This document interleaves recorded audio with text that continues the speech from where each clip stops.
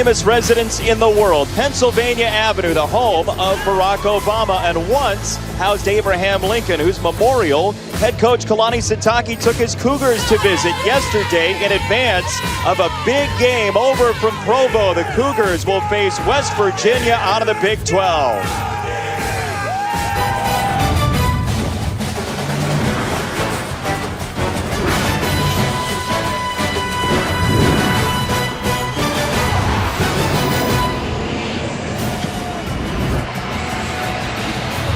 From just outside our nation's capital, it's the home of the NFL's Washington Redskins, FedEx Field, Landover, Maryland.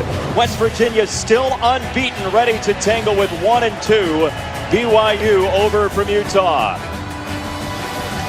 Thanks for joining us once again. Jason Benetti alongside Kelly Stauffer. Paul Carcaterra is down on the sideline. The Big 12's unbeatens are dropping like flies. There are only 2 remaining. West Virginia is one of them. Is the demise of the Big 12 a little bit premature? West Virginia has a tremendous opportunity. BYU's a good football team. They win this one, they have a lot of good things in store for them going forward.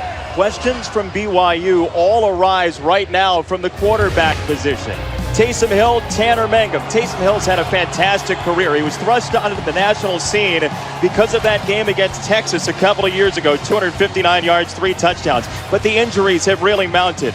A knee a couple years ago, a leg in 2014, a foot in 2015. Tanner Mangum then comes in for the injured Taysom Hill and sets the world on fire. You can't forget about a guy who had 2 Hail Marys in one season, one against Nebraska, the other against Boise State.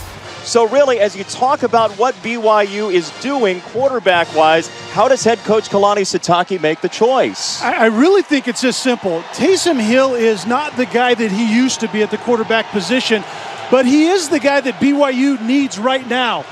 A very well-respected leader in the clubhouse. That's very important for a new staff, and his game experience allows him to retain this new system, and so that's why Taysom Hill is on the field currently. The players have to handle it, though, together, and that's the question we asked Paul Carcaterra downstairs. How are they doing that? Well, when you're Kalani Sitake, the way that you look at it is when you have one good quarterback backing up another good quarterback, you're going to have an issue. But don't tell backup quarterback Tanner Mangum that there's an issue. The quarterback went to Twitter this week and he posted the following. This is a team game, he said. I'm 100% behind this team. No room for negativity. That's Mangum on the right and Hill on the left. Sitake told us last night he doesn't want his quarterback looking over his shoulder. The leash on Taysom Hill probably isn't as short as fans really think it is. Well, Kalani Sitake said, look, I don't want it to turn into a circus where we keep making the substitution. West Virginia, on the other hand, no subbing quarterbacks. Skylar Howard, what a tremendous guy. He's an undersized playmaker that has a massive chip on his shoulder, and he's off to a great start already. You can see what he's doing per game this season. He ended the season absolutely on fire. He started the season the same way. His playmaking ability is merging nicely with the short to intermediate pass game. This guy is a playmaker and a very good quarterback. He's the man that will be in the middle of the huddle all day for the Mountaineers from Morgantown, West Virginia, and possible future Big 12 member BYU coming up.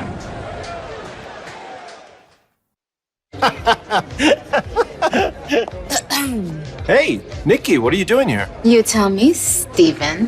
What? I'm snapping. You've been streaming my videos all morning, now you're with this thing?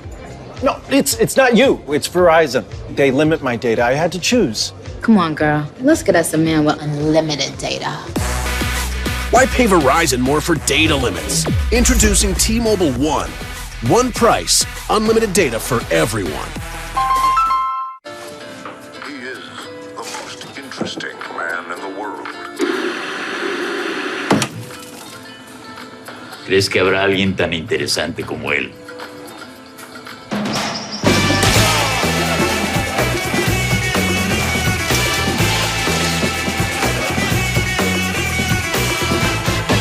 No es fácil saberlo.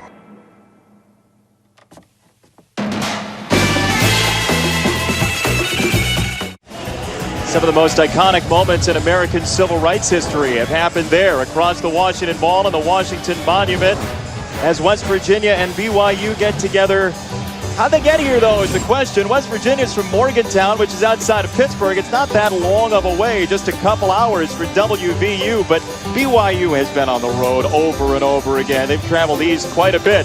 It's a long trip for the Cougars from Provo, Utah. Overall, grand total of 2,000 plus miles. And so you give the offense a moment to breathe.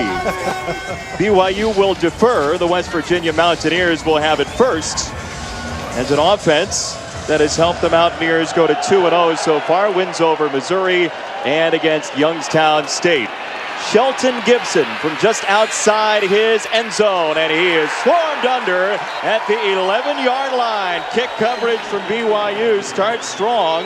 Sawyer Powell on the hit, and out comes Skylar Howard, the quarterback whose completion percentage is significantly up this year through 2 games. And I think what we're seeing, Jason, is a much better understanding of the short to intermediate pass game. And so you can see in those short to intermediate passes, he's up about 15%. He had an amazing bowl game last year, 532 yards through the air, 5 touchdowns. He has a 5-touchdown game already this year as West Virginia is off a bye week. And Russell Shell is the tailback, the Pitt transfer. Howard to throw on first down. Has a completion to Javon Durant, and he's going nowhere. Fred Warner with the stick, second down coming up. Well, West Virginia wants to play really fast today, and BYU defensively is very sound. They're very aggressive, but they're going to force this West Virginia offense to get through some clutter early. West Virginia, a team that's been more pass heavy than run heavy in terms of play decision, goes with Shell on second down, and this is a very stout BYU defense, 31st in scoring defense in the country. And that's exactly why West Virginia wants to go fast, but they want to accentuate their speed out in space.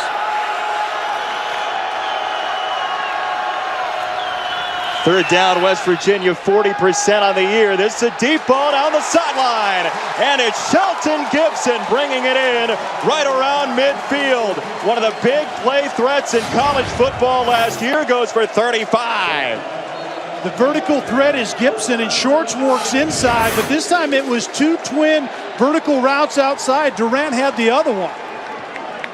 Team speed is a major factor for West Virginia in this game, as Karan White, the brother of Bears wide receiver Kevin White, has a catch of 8, and there's the pace for Dana Holgorsen in West Virginia. Yeah, they're already going fast, and the matchup is going to be, how does BYU hold up in the back end? It's a secondary that's been rather opportunistic this year when they can get their hands on the ball, but Jovan Durant has his second grab to move the sticks as the linebacker Fred Warner chopped him down. First down, West Virginia. And Jason, you said it, BYU is not who they want to be in the secondary yet. They want to be an aggressive man-to-man team on the back end, and they just simply don't have that personnel at this point in time. A lot of freshmen at the cornerback spot for BYU, though the Cougars have intercepted 6 passes this year. That's tied for 6th in the country. A huddle for West Virginia. Don't get used to it for Dana Holgorsen's team. On the ground, Shell, and one of the things Dana Holgorsen talked about with Russell Shell is sometimes he's a little bit more of a plotter than a decisive runner. He's caught going horizontal that time, second down. Yeah, and Shell is the guy that has to be kind of a one cut and downhill type of runner. Blitz shown. Another run for Shell, and he's dancing in the backfield to gain maybe a yard. It's third down and long as we take a look at the impact players, brought to you by Essilor Verilux. You can see Gibson we've already seen on the vertical route. Shorts is the guy who works between the hashes, and then Pa'u is the middle linebacker for BYU that had 19 tackles a week ago. He's a volume guy that has to be active today. A dangerous sophomore in the middle of that defense. Howard to throw on third down. He tucks it. Skylar Howard on the run. He's short of the line to gain. And West Virginia wants a flag as Francis Bernard came streaking in after a gain of 5. And decision time. Yeah, this is decision time. And Dana Holgorsen is not only going for it, he's going for it very quickly. BYU has not seen a team go for it on 4th down against the Cougars this year. West Virginia has not gone for it on 4th down this year. This is 4th down. Quick set. Howard to the outside. Has a completion. Karan White. First down, Mountaineers. Downstairs, Clark. Well, Jason, you saw that Skylar Howard was on the 32-yard line. Would have been a 42-yarder. When we spoke to Dana Holgerson this week, that was the range of the kicker, Molina. So they're going to go in that range right there. Their regular kicker, Josh Lambert, suspended today. This is the 3rd of a 3-game suspension. As West Virginia to the air again. Devontae Mathis, the 5th wide receiver, crashes down to the 11-yard line. Oh, a machine-like drive for West Virginia on the opening possession.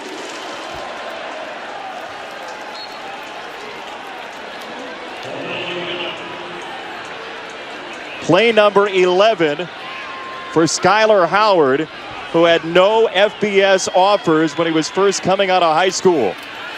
Quick throw, Shell out of the backfield, and Russell Shell hogtied by Hadley inside the 10. Dana Holgerson's offense is really about leverage and account inside the box. They teach the quarterback to count the box, and they teach the quarterback, Jason, how to understand leverage. And sometimes it looks somewhat like a tennis match. It's to one side, back to the other side, but you have to sustain the football in order to go fast, and West Virginia's doing a great job on this opening drive. Skylar Howard, 6 for 6, 75 yards on this drive. On the roll, Howard the hit, down to the 2-yard line. As West Virginia continues to move the football, Kai Nakua with the stick. That was Elijah Wellman, the fullback, out in the flat. It was a run fake to one side, and then you boot Skylar Howard out to the left side, and he found the fullback out in the flat. But we also see Pa'u from his middle linebacker position just drops the hammer. Very physical defense, but can they hold up on this speed for West Virginia? There is a first down available. It's 3rd down and 1 from the 2. Howard flags and no play. No play. That is not a touchdown. Gary Jennings will have to wait on the celebration. Referee is Matt Austin.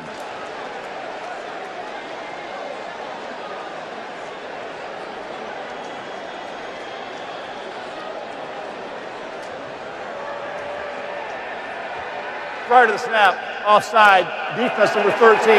Penalties half the distance to the goal.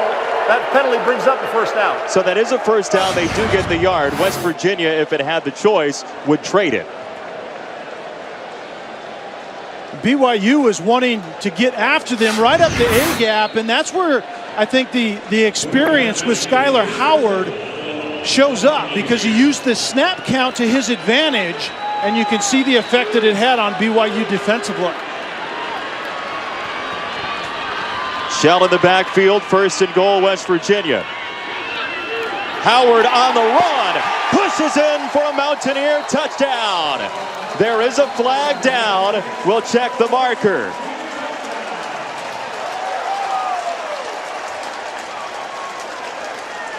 Howard was running toward the line, maybe at the snap. We'll find out.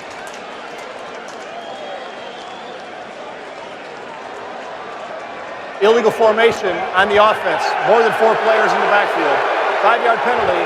Repeat, first down. Yeah, typically that just means a receiver that doesn't really have anything to do with the play was not on the line of scrimmage like he should have been. But Howard, you're right. He did the right thing. He went from the shotgun snap up into the line and took the snap under center. And just too many guys in the backfield. So move it back to outside the 5-yard line for West Virginia. 1st and goal once again, opening play of this game. On the ground, Shell picking his way. Touchdown! The Pitt transfer, Russell Shell, is in for the opening score. Shell is the physical runner in that run game for West Virginia, but he's also the experienced, patient runner, and that was a patient run. He just presses the line of scrimmage. He lets the play develop. There's the softness, and he gets in the end zone. That was good stuff by Shell.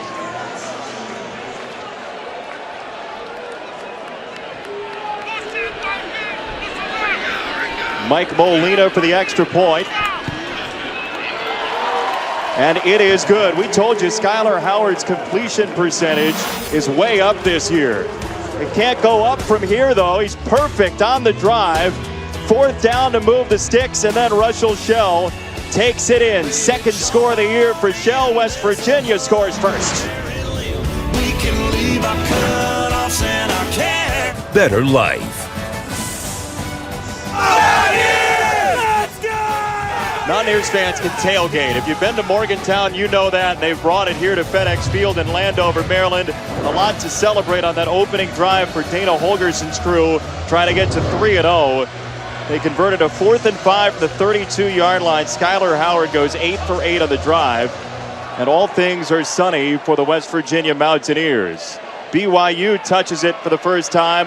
Aleva Hifo, the freshman, is stonewalled at the 22-yard line, and Taysom Hill is the quarterback. He's 26 years old. They've called him the Thor-terback because of his size. The touchdown at Detmer, a very good quarterback in his own right, has him in a system where he's going to be in the pocket a lot. He's going to have to read and diagnose and throw accurately, and he's going to have to improve on those numbers right there.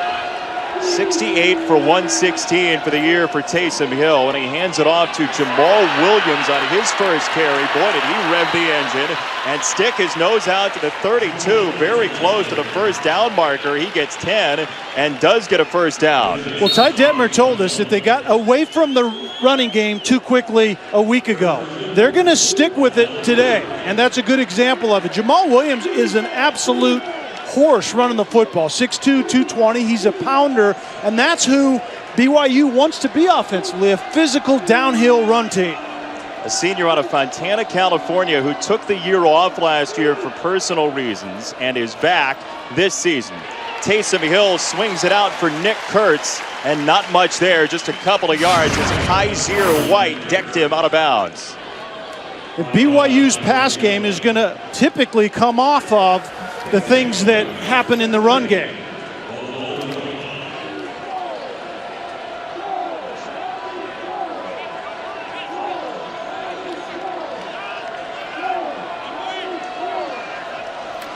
Second down coming up. Williams to run it. And Jamal Williams goes through the car wash. It's 3rd down and short coming up. Darian Howard with the stop. You're talking about BYU passing off the run game. Yeah, I mean, if you're going to be a physical downhill run team, then you have to be a play-action pass team, and that means Taysom Hill a lot of times is going to be in the pocket. He's going to have to be precise, and he's going to have to be an anticipatory passer, and he hasn't showed that he can do that yet. He's picking up a towel right now that's been left in the middle of the field. BYU 40% on 3rd down this year. Hill under pressure, zings it over the middle for a first down. Aleva Hifo, the freshman, with his 3rd career catch. That's a good example, I think, of what West Virginia is going to demand of Taysom Hill today. Sometimes they're going to get after him. Sometimes they're just going to get in the rush lanes and not let him get loose with his feet. But ultimately, to move the chains against this defense, he's going to have to make throws like that. Well, Tony Gibson, the defensive coordinator for West Virginia, has to prepare at least for 2 quarterbacks, though Taysom Hill has taken the reps so far this year. Williams again. And boy, has he had some room. It's an embattled offensive line. Williams the run, and Adnan. All right, Jason, let's check in with what's going on in Florida and Tennessee and Knoxville. After a long bomb, Austin Appleby finds DeAndre Goolsby in the corner here. So the Gators strike first, 7-0 over Tennessee, and Notre Dame strikes first as well. Deshaun Kaiser, he's just going to keep it himself over Duke. So it's 7-0 Irish there as well in the first. Chris Cotter, thank you. Appreciate that. 2nd down for BYU. Jamal Williams has had a strong start to this game. And And he continues on the ground. It is a first down for BYU. BYU is making a transition back to big offensive linemen. Ty Detmer runs a pro-style system with some West Coast influence because that's who molded Ty Detmer as a quarterback. And so BYU wants to be big up front. They want to get off those double teams onto the second level, and they want to really shorten the game. They want to limit the touches that West Virginia and Skylar Howard get on the other side of the ball. Williams is out. Squally Canada, the Washington State transfer, is in, and Hankey's come at the feet of the BYU offensive line. False start. 59 offense. 5-yard penalty. Still first down. Thomas Schoaf, who's in at right tackle, jumps a little bit early, and these are the type of things. Now, that was a pre-snap penalty on first down, and so now BYU has to prove offensively that they can overcome it, and we'll see if they do it on this drive. Talked about the offensive line struggling for BYU. Ului Lapuaho, the starting right tackle, normally did not make the trip. So Schoaf is on, playing that right side. Taysom Hill with a flag down, goes headlong toward the 40-yard line. Sean Walters was there to hit him, and we'll check the marker. Looks like it's on BYU.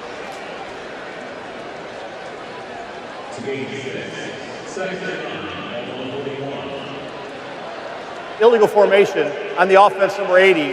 More than 5 men in the backfield. 5-yard penalty. Repeat, first down. Kalani Sitake is in his first year. He's the first FBS head coach from Tonga. He only lived there for a couple weeks early on in his life. But very proud of his Tongan heritage, and a guy who's loyal to his starting quarterback, Taysom Hill, for a lot of reasons. Yeah, and he flat told us that he doesn't want his quarterback, whether it be Taysom or Tanner, to be looking over their shoulder. So give Hill time to play, and the moving parts around him have to play better. Timeout, BYU. We'll step aside. West Virginia scored on its opening drive, 7-0 Mountaineers. 10 a.m. Eastern, Sunday, NFL Insiders Sunday edition. All the injury news, fantasy updates, early breaking stories. Then at 11, the new Sunday NFL Countdown crew. Berman, Dilfer, Woodson, Hasselbeck, Moss, right up to kickoff. Both shows also streaming live on the ESPN app and Watch ESPN.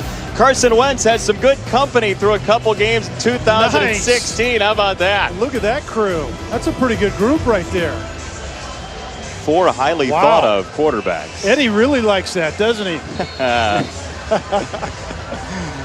Highly thought of quarterbacks. That's right. Especially in our circles. That. Strike up the band for Kelly Stauffer. Right. BYU out of the timeout has first down and 20.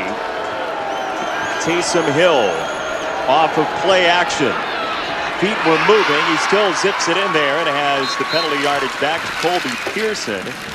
Antonio Crawford knocked him down, and BYU not terribly well equipped for first or anything in long. No, and this drive kind of was a disaster. That last few plays, a false start, illegal formation, and then they had to burn a timeout. But that's a good way to overcome it right there. A good job of sorting out the route and the coverage by Taysom Hill.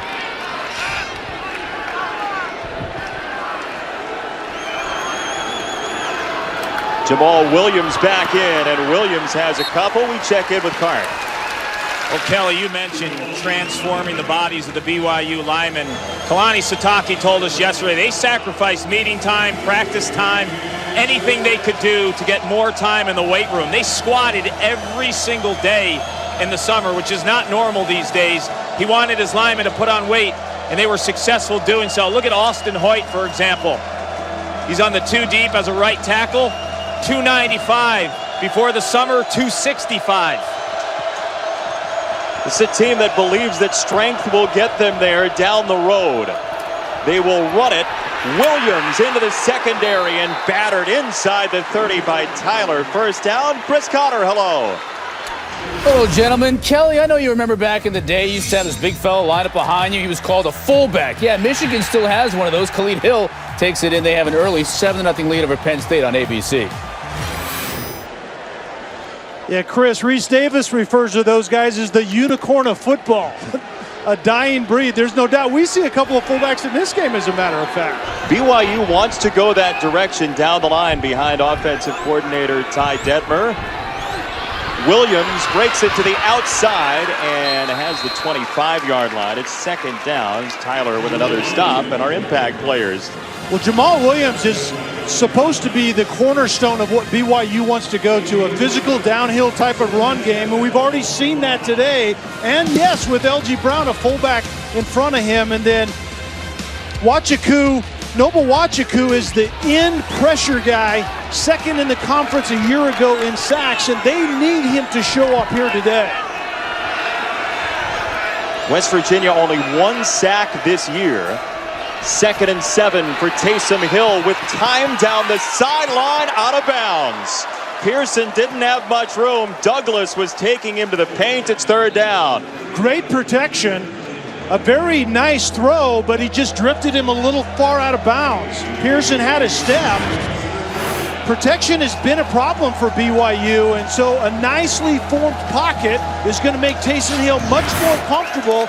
And then he finds the right receiver and just throws the wrong ball.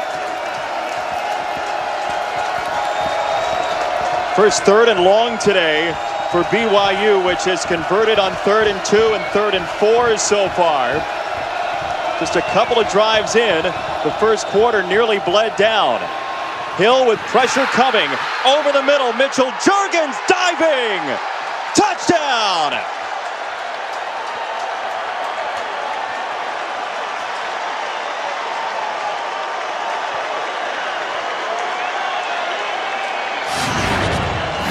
There were so many good things on this drive offensively for BYU. Taysom Hill actually starts to the left side of the field and then comes back to the right, senses the pressure, keeps his feet intact, and then Mitchell Juergens, I believe, gets that all the way into the end zone. Extra point for Rhett Almond is good, and BYU has its first touchdown of the season in the first quarter. 7-7 BYU, West Virginia.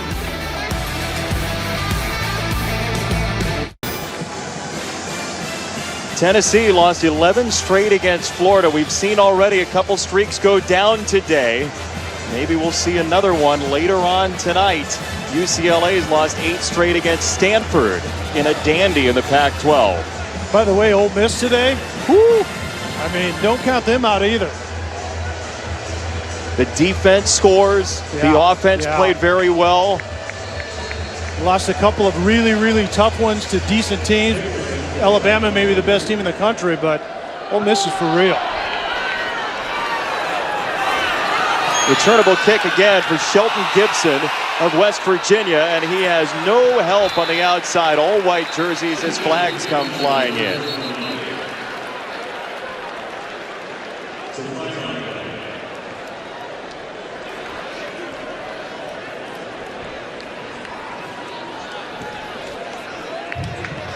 During the return, holding number 14 of the receiving team. Half the distance to the goal for the spot of the foul. First down.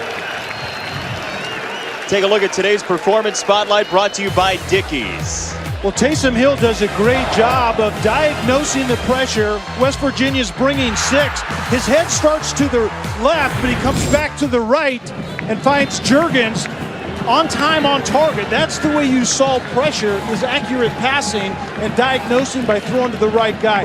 That was a terrific answer by a BYU offense, Jason, that has struggled mightily. The BYU coaches challenged Taysom Hill this week. They said, look, we want a little bit more. He was out to practice maybe 10, 15 minutes earlier than normal, and we see a very strong drive for BYU, maybe the best first quarter drive for the Cougars this year. Justin Crawford has checked in as the tailback as Howard goes to the air and stays perfect. This is Da'Keil Shorts, the inside man for the Mountaineers in the slot. Second down on the way. And this is a drive of adjustment for BYU defensively. They have to find something to disrupt the rhythm and timing of Skylar Howard in this offense. It's an offense that's built on rhythm. It's kind of like a rhythm shooter in basketball. You have to find a way to play some defense, block a shot, deny him the ball, whatever you have to do, and BYU has to get an answer on this drive. Is it in play calling or otherwise? I think it's both. Howard, loads of time, down the middle, even more room. Shelton Gibson across the 35, and a first down. It's a gain of 26 as Harvey Longy had to get all the way downfield from the D-line for the tackle. The lack of pressure right now by BYU is giving a quick receiving corps for West Virginia time to find the voids. Crawford, the speedster running back, finds a crease. Crawford off to the races and inside BYU territory. Dana Holgorsen told us that they want number 25, Justin Crawford, to get more touches. He's a JUCO kid that's still trying to find his way into the system, but he brings the splashability to this offense. Howard off play action. This is a dangerous ball and it's incomplete. Looking for Karan White. Michael Davis, the defensive back, was closest to it. And Davis has that senior experience on the back end. He's one of the only experienced guys back there, especially at the corner position. And he was matched up that time on White, who tried a kind of a stop-and-go double move. It was a deeper double move, but he didn't get Michael Davis, the wily vet, on the back end to bite. That's the first incompletion today for Skyler Howard. He's 10 for 11 for 107 in the first quarter. Out of the backfield, Crawford was in motion, and Crawford finds his way out of bounds at the 36-yard line. It's third and manageable for West Virginia. And Jason, if you remember what Dana Holgorsen told us, he said Crawford's that guy where you don't have to block them all. And we've already seen that. He has some quickness to it. JUCO All-American coming over to West Virginia. Howard, quick hit again to the outside for a first down. Javon Durant, the sophomore wide receiver, moves the chains. Right now, West Virginia is trying to get BYU to tighten coverage so they can go over the top. BYU right now is staying in their shell coverage on the back end. Two high safeties. Moving down to a minute to go, first quarter. Down the middle, intercepted. BYU with yet another pick. It's Butch Paul all the way to the 40-yard line. The Cougars intercept their 7th of the year. A 20-yard return. Don't come late across the middle, and that's what Skyler Howard did. He had Crawford on a swing out to the left side. He looked at him and then went late to Durant over the middle. You can't do that, and Pau made him pay. Pau is the middle linebacker, simply reading the eyes of the quarterback. You come late in there, and it's going to go to the other team a lot of times. Butch Pau, who they moved Harvey Longy to defensive line for. Pau, the sophomore, was so good, they took one of their best defensive players and changed his position. Now, Taysom Hill back to the controls for BYU. Jamal Williams, the running back, has had a stellar quarter, and he caps it here. Williams to the 20-yard line, and inside the 10. Crawford danced out of bounds with him. First and goal, BYU. An offensive line that was challenged this week as well in a zone scheme out front. You can see the offensive line getting to that second level, covering linebackers up, and then Williams doesn't need a lot of room. He's a pounder, but his speed is vastly underrated, and you could see it on that play. You know where he got it from. His mother was a sprinter at UCLA. Jamal Williams sets up a first down and goal for BYU. He's over 100 yards already and will lose one there. Kaiser White clipped him, second and goal. Kaiser White off the edge made an offensive lineman pay for a wrong move. He shot inside and just blew that play up before it could get started. But a great sign, if you're a BYU fan, is the fact that that run game is front and center thus far when BYU has had the football. That sets the table for everything they want to do. And that'll do it for quarter number one. First 3 games this year, 126 yards on the average on the ground for BYU. Already Williams over 100. West Virginia got on the board first, but BYU responded in kind. We're deadlocked at 7 just off our nation's capital. Sponsored by Our Nation, open today just outside of where we are. BYU driving against West Virginia to open quarter number 2. Taysom Hill on the roll, slams on the brakes and zips it wide. It's 3rd and goal coming up for the Cougars. Not a bad decision. Out of the run game, we've already seen Jamal Williams play an integral part of what BYU is doing today and wants to do the rest of the year.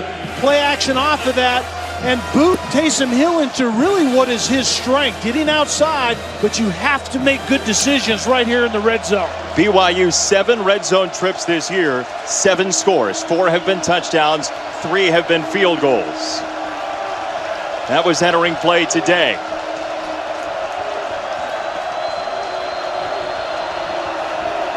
Taysom Hill, 3rd and goal.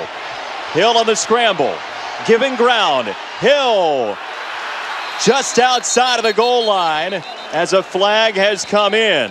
Ball marked at the 1, and we'll check the hanky. It's Colby Pearson down to the 1-yard line. I think Pearson might have gone out of bounds and came back in and was the first one to touch that football. There's an official without a hat. That's a signal of that. The official will throw the hat when an eligible receiver goes out of bounds. If he's contacted and goes out, he can come back in and catch it. But if he's not, then it's illegal touching of the football. And that may be what we see here. How about Taysom Hill, the extra official? Yeah, no part kidding. of the conversation. It's amazing that they're letting him in that conversation. We have 2 fouls on the play, holding on the defense. Illegal touching on the offense. Receiver went out of bounds and was the first to touch the pass. Those fouls offset. It'll be 3rd down. They'll replay the down.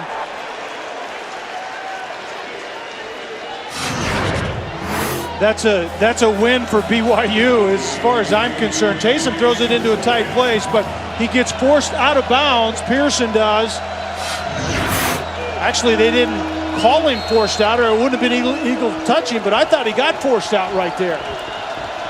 There are some Spartan and Cornhusker fans still debating that. Yeah, no doubt. And that is the standard. If he's forced out, he can come back in and touch it. We'll redo 3rd down and goal. Taysom Hill, near side, batted around, incomplete. Pearson was jostling with Antonio Crawford, and it's kick time for BYU, we think. Hill got away with one there. Crawford had tight coverage on Pearson and actually made a better play on the ball than Pearson did. Taysom Hill is very fortunate Antonio Crawford isn't running into the end zone about now. So it's up to Rhett Almond, who's regained his spot as the starting kicker with an injury to the freshman Jake Oldroyd. Almond was the opening starter this year and mishit a couple. This one is good, and BYU has taken its first lead today, a long way from home in Provo. At Notre Dame, guys. Well, Brian Kelly was very clear this week. He said we need to coach better. Who that was referring to specifically, maybe everybody, maybe one guy in particular, but that's not a score he's going to be happy with right now. No doubt about it. But sometimes saying we have to coach better is also cracking the whip on your players. You know, it's the same kind of thing. It's kind of reverse psychology on children.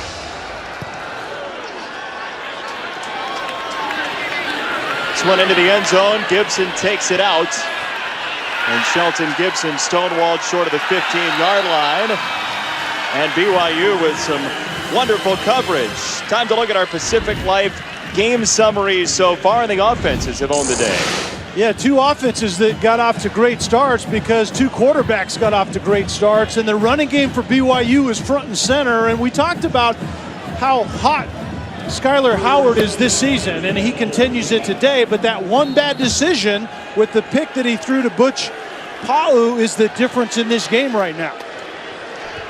Again, the completion percentage for Skyler Howard coming into today above 62%, whereas it was 54% and below for his career entering this season. He's got Crawford next to him and out in motion on first down. There's the running ability for the former high school running back, Skyler Howard. He played quarterback, then went to Stephen F. Austin after his high school days, was a preferred walk-on at Stephen F. Austin. They moved him all over the place. Fullback, running back, wide receiver. And then he ended up here at West Virginia after one more stop. Quick hit to the outside. Jovan Durant's been busy today, and that goes for some yards after the catch and a first down. And BYU defensively is kind of taking an old-school approach to stopping a spread hurry-up team, kind of a shell coverage. They call it quarters on the back end. And the thought is, Jason, that you keep everything in front of you and you force a hurry-up team to drive the football to get points. You don't give up that big play. This was actually the defense's first response to the hurry-up, was to play quarters coverage, and we're seeing it right now. Howard on first down, fading away, throws the quick screen. Crawford across the 30, and Crawford out of bounds, just short of the 40-yard line. Carton. Skylar Howard, you mentioned, Jason, 0 Division I offers, 0 Division II. Had to go to JUCO before he went to West Virginia. He told me this week when I spoke to him, West Virginia was a no-brainer. They're in the Big 12. He gets to play every team, especially those Texas ones that overlooked him and didn't even give him a sniff. Nice. Yeah, he plays with a ginormous chip on his shoulder. And he's a little guy. The people, he says, came up to him and said, look, you're too small.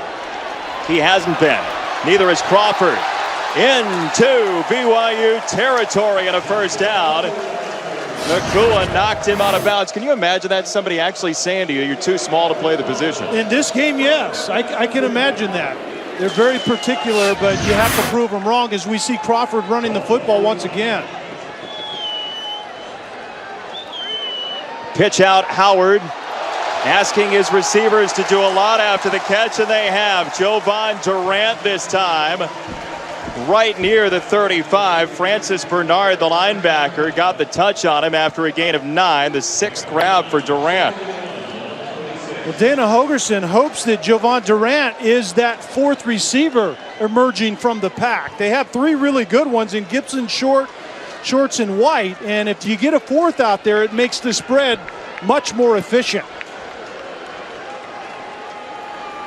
See if they take a shot here on 2nd and 1. Instead, it's the jet sweep to Keel Shorts. And he's got the first down. Move the sticks again. West Virginia's opening drive looked a lot like this one. Yeah, very precision-like, but that's where we see the run game that Dana Holgorsen has settled into. It's the air raid pass game, but it's formationing and a lot of times 2 backs in the run game. Russell Shell, the bruiser of the 2 tailbacks, is stacked up. Dana Holgorsen says, look, don't call us high octane, don't call us air raid, even though that's kind of the tree we're on. He does like to dedicate to the run game, and said at points in his tenure, they've almost been too obsessed with the run.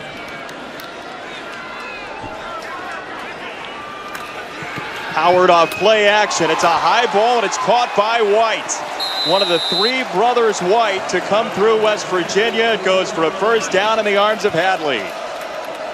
Karan White climbs the ladder and snatches this ball at the high point. That was tremendous. It was on target to be airmailed, and White comes down with it. Shell on first down, running behind Wellman for a couple yards. You know, Jason, it's really a misnomer about the spread teams. It's not really spread it to run it or spread it to throw it. It's a spread it to count the numbers and do whatever the defense allows you to do. And Dana Holgorsen has gotten much better at that lately here in this offense at West Virginia. What's the change?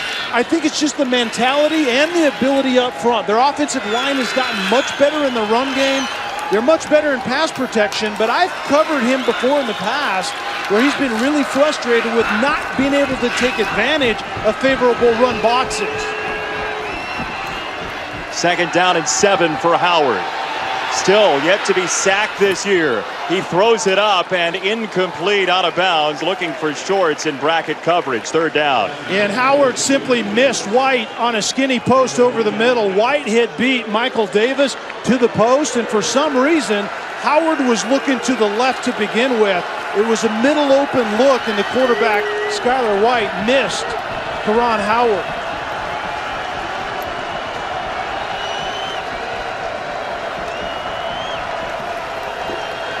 Play clock ticking down. 3rd and 7, West Virginia. Howard dancing in the pocket. Gets it out for Shell. He changes direction. Shell inside the 5. What a run by Russell Shell. First and goal, West Virginia. Tony Dorsett's nephew gets him inside the 5. Really good pass protection led to this because there was so much time that Skyler Howard could go from the left where he had one receiver, ended up going to his trip side, and then finally finding his running back Shell outside, and Butch Pa'u lost contain on Shell. Right back there, Shell puts his head down and in. Touchdown, West Virginia.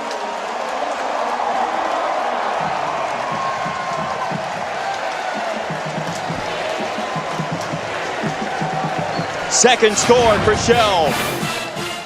Well, just when I thought that BYU had some answers defensively, West Virginia gets hot once again. That rhythm that they lost in the prior drive on that pick, the interception that Skyler Howard threw, they found it on this drive, and it was a missed tackle by the same defender for BYU, Butch Pa'u, that gave up that big run by Shell. Molina on for the extra point.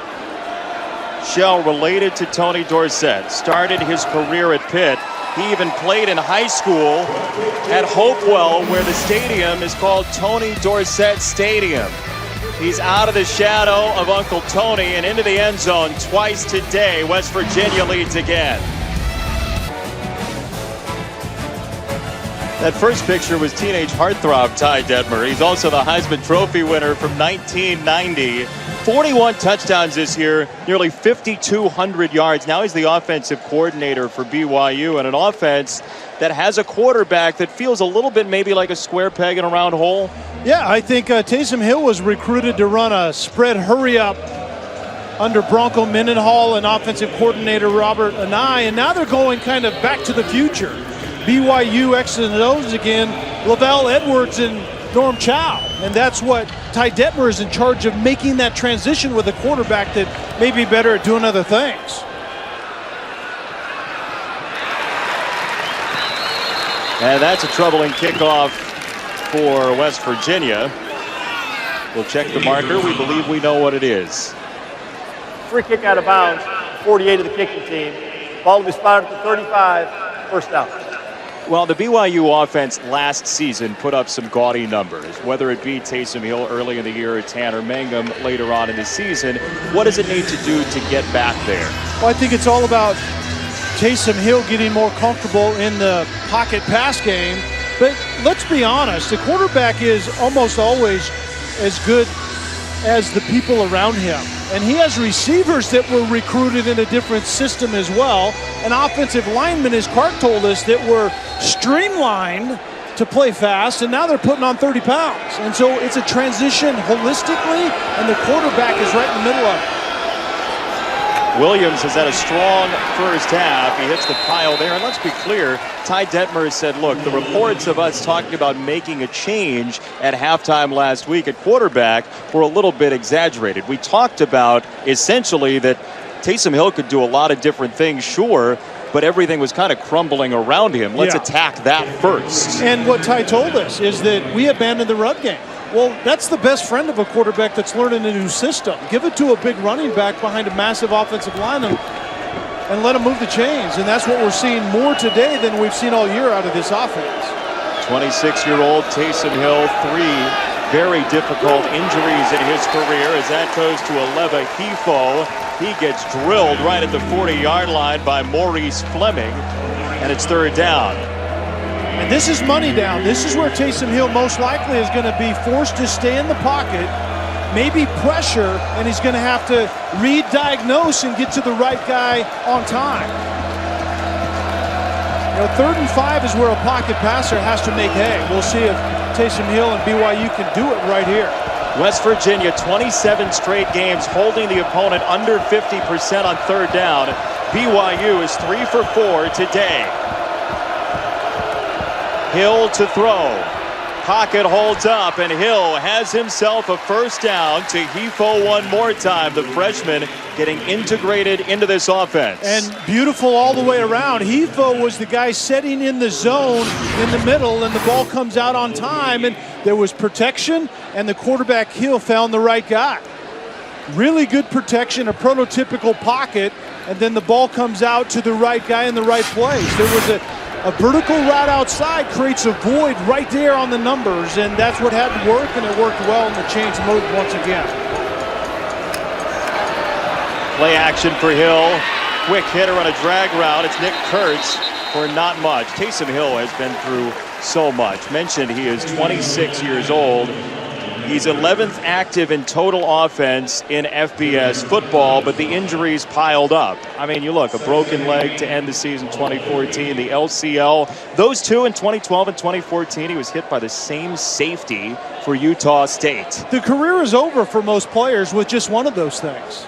And he's fought through three of them. To me, Taysom Hill is what college football is about. Why would that guy want to play a sixth year? Because he loves the game and wants to play for a university that he believes in. I love that stuff. He had a choice to transfer. That was available for him, and a whistle before this snap. Before the snap, false start, 76 offense. 5-yard penalty, still second down. Let's check in with Chris. And let's check into the... Florida, the best scoring defense in the country coming into today as Taysom Hill tucks it and gets across midfield. You saw that he was the high school player of the year in 2008. He was in the same recruiting class as A.J. Green and Julio Jones. That's amazing. Brock Osweiler was a quarterback that is now similar age, that is now like into his second contract in the NFL. That's what we're talking about. 26-year-old that has to learn to make plays on 3rd and 8 to move his offense here this afternoon. Moving down to 6 minutes, second quarter. Got to have the 42 for a first down. Hill had it tipped and batted again, incomplete. Maurice Fleming got the second piece of it, and it's punt time for BYU. I think David Long, the weak outside linebacker, got the first piece of it, but I think if you're BYU, you have to be encouraged because the protection has been much better than it has all year, and Taysom Hill is doing next level stuff in the pocket. He's starting to one side, reading through his progression, getting to the open guy, and that time someone simply got in the throwing line. Were you seeing that on tape the first couple weeks? No, absolutely not. He was staring down receivers and throwing into coverage, punting.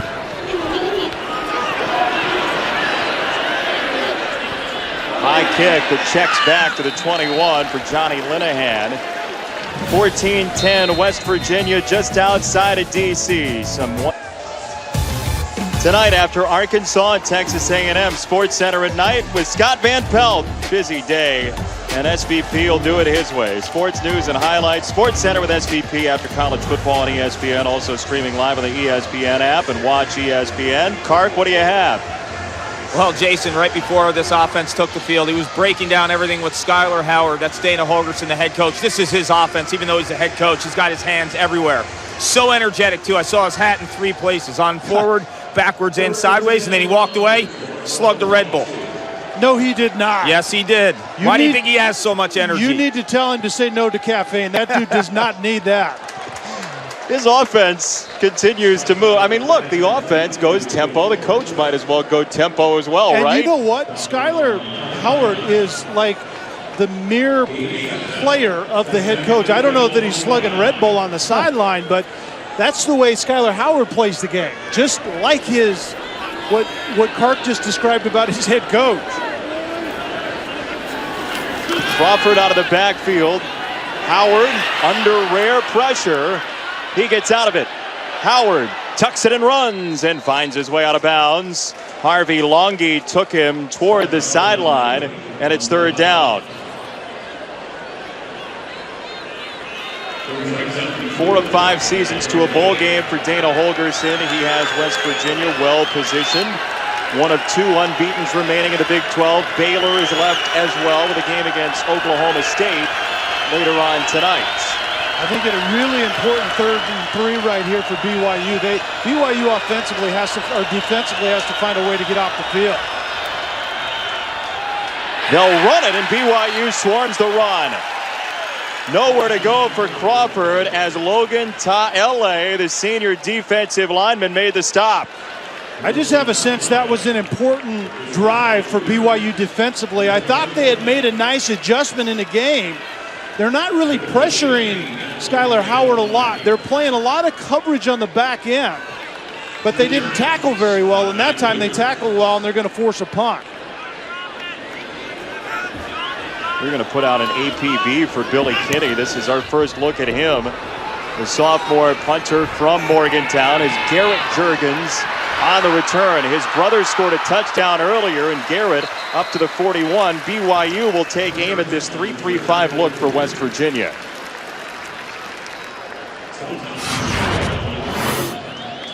Yeah, West Virginia runs a 3-3-5, which is much better for what they play in conference.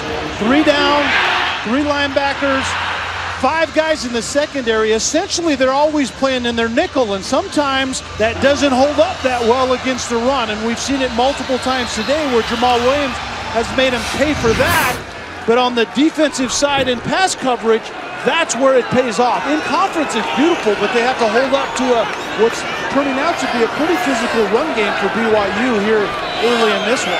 One that didn't really show itself on film the first couple weeks of the year for the Cougars. Taysom Hill over the middle, quick hitter, just short of the 50-yard line. Jamal Williams out of the backfield, a young man who missed the entire season last year for personal reasons and has played well in his return. And Jamal Williams, Jason, is a running back that, and a lot of the good ones work this way, they need touches to get a feel for the game. And that's what Ty Detmer said about last week, is he felt they abandoned the run game a little early, and Williams never did really feel it. On 2nd down, Williams again pushing the pile just short of the marker. 3rd down coming up later in prime time.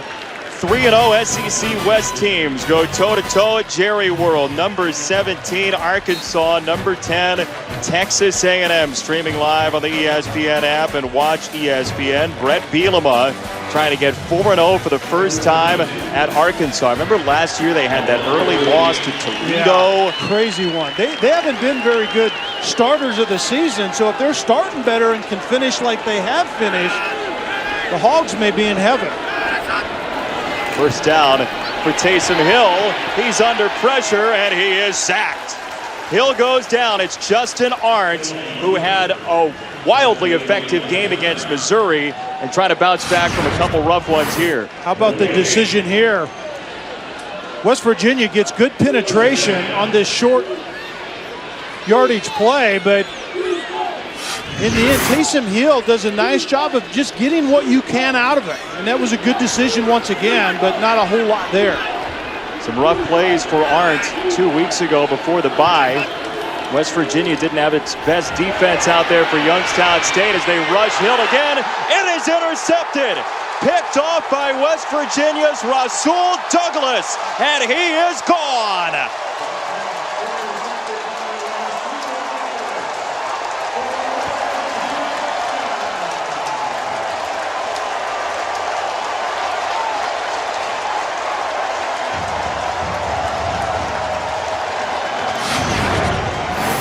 Jason, we've been talking about Taysom Hill making such good decisions today, but he's going to end up sliding up in the pocket and throwing lazy and out wide, and those things typically don't work very well. And Rasul Douglas makes him pay, but that was not a good decision when you're moving up. And if you throw it to the sideline, you need to make sure that there's no traffic, and Taysom Hill pays for a bad decision right there. Second career interception for Rasul Douglas, and the extra point is good. West Virginia flips it on BYU with a pick 6 for the Mountaineers, 21-10.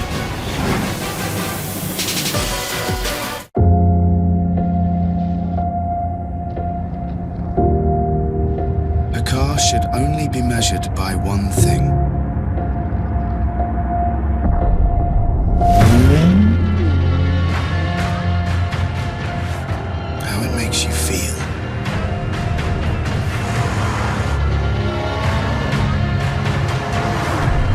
Introducing the all-new Q60.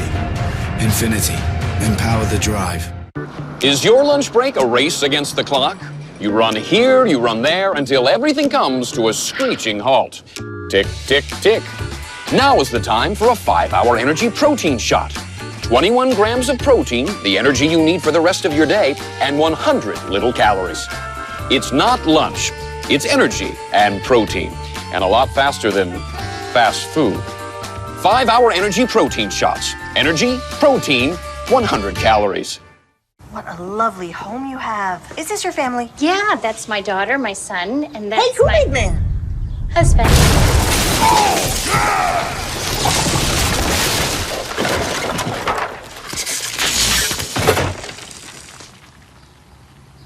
Hey, at least you got your homeowner's insurance through Progressive. By bundling it with your car insurance, you saved a ton.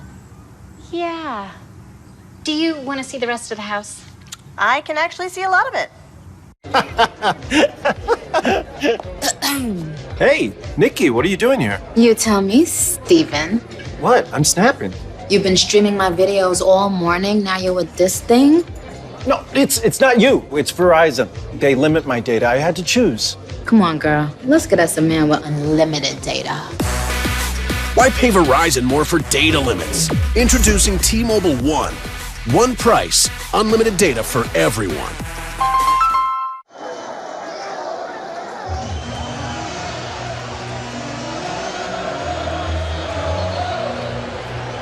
Taco Bell is a proud partner of college football's playoff, and Taysom Hill has livened up that student section. Be on the lookout for Taco Bell's student section and playoff. Passionate fans like these at games all season long. Taco Bell, a proud partner of college football playoff.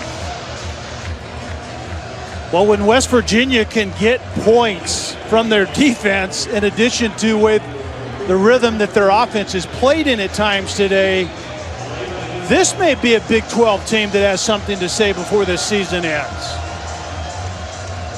West Virginia off only its third takeaway of the year. Scores point number 21. Aleva Hifo from the goal line. Hifo, a big return. Aleva Hifo, the freshman, into West Virginia territory. Chris Cotter in the studio. All right, Jason, David Buster's halftime report coming your way in just a little bit. Tennessee trying to beat Florida for the first time since Paul Carcaterra was setting records at Yorktown High School. Didn't start off very well for the Vols, though. Highlights of that one. Highlights of the Badgers' impressive win against Michigan State earlier today. And speaking of records, Dalvin Cook continues to set them at Florida State. Highlights of all those games coming up. David Buster's halftime report. We'll see you then. Kark, what records did you set that Cotter's talking about? See, he didn't set any records. Yeah, he just apparently totally ignored your question, right? Well, you can't say any records if you didn't set any records. He knew it was a trick question. That was a good no answer right there on his part. Taysom Hill spearheads the offense. Jamal Williams goes spinning inside the 40-yard line. It's a first down for BYU, and a strong response off the longest kickoff return of the year for the Cougars. And if Ty Detmer is true to what he learned last week, he's going to stick with the run game. Obviously, this is the first half, and the run game is who they want to be. So Jamal Williams has had some look. It's the one egregious mistake by Taysom Hill that has really changed the momentum in his game. Williams again just short of the 30-yard line. How about that pick six, Cal? Well, it was really the first bad decision I've seen out of Taysom Hill. He does a great job of sliding up in the pocket away from pressure. But what you can't do is decide in the spur of the moment to not only throw it wide, but throw it lazily out in the flat. And Rasul Douglas makes him pay. That was not the thing to do right there for your football team. Quick set, Juergens on the catch. Mitchell Juergens, who caught the touchdown earlier, has a first down just outside of the 25-yard line. But the game of football is a game of answers, Jason. We know that, and BYU needs to answer right here. We got the football back, and Taysom Hill has to get over that pick six he threw and go down and get points for his team right here. And a whistle Timeout, West Virginia. Under a minute to go, second quarter, Timeout, West Virginia with a 21-10 lead, BYU driving.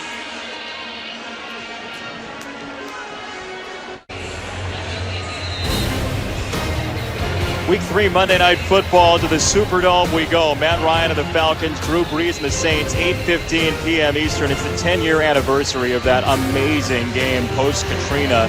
Steve Gleason had the block punt, a memorable game for Saints fans. Coverage begins with Monday Night Countdown, served by Applebee's at 6. Watch ESPN. You can stream it all, even with the debate going on at the same time. Eyes will be on that here in our nation's capital. BYU has a first down driving for the 26-yard line of West Virginia.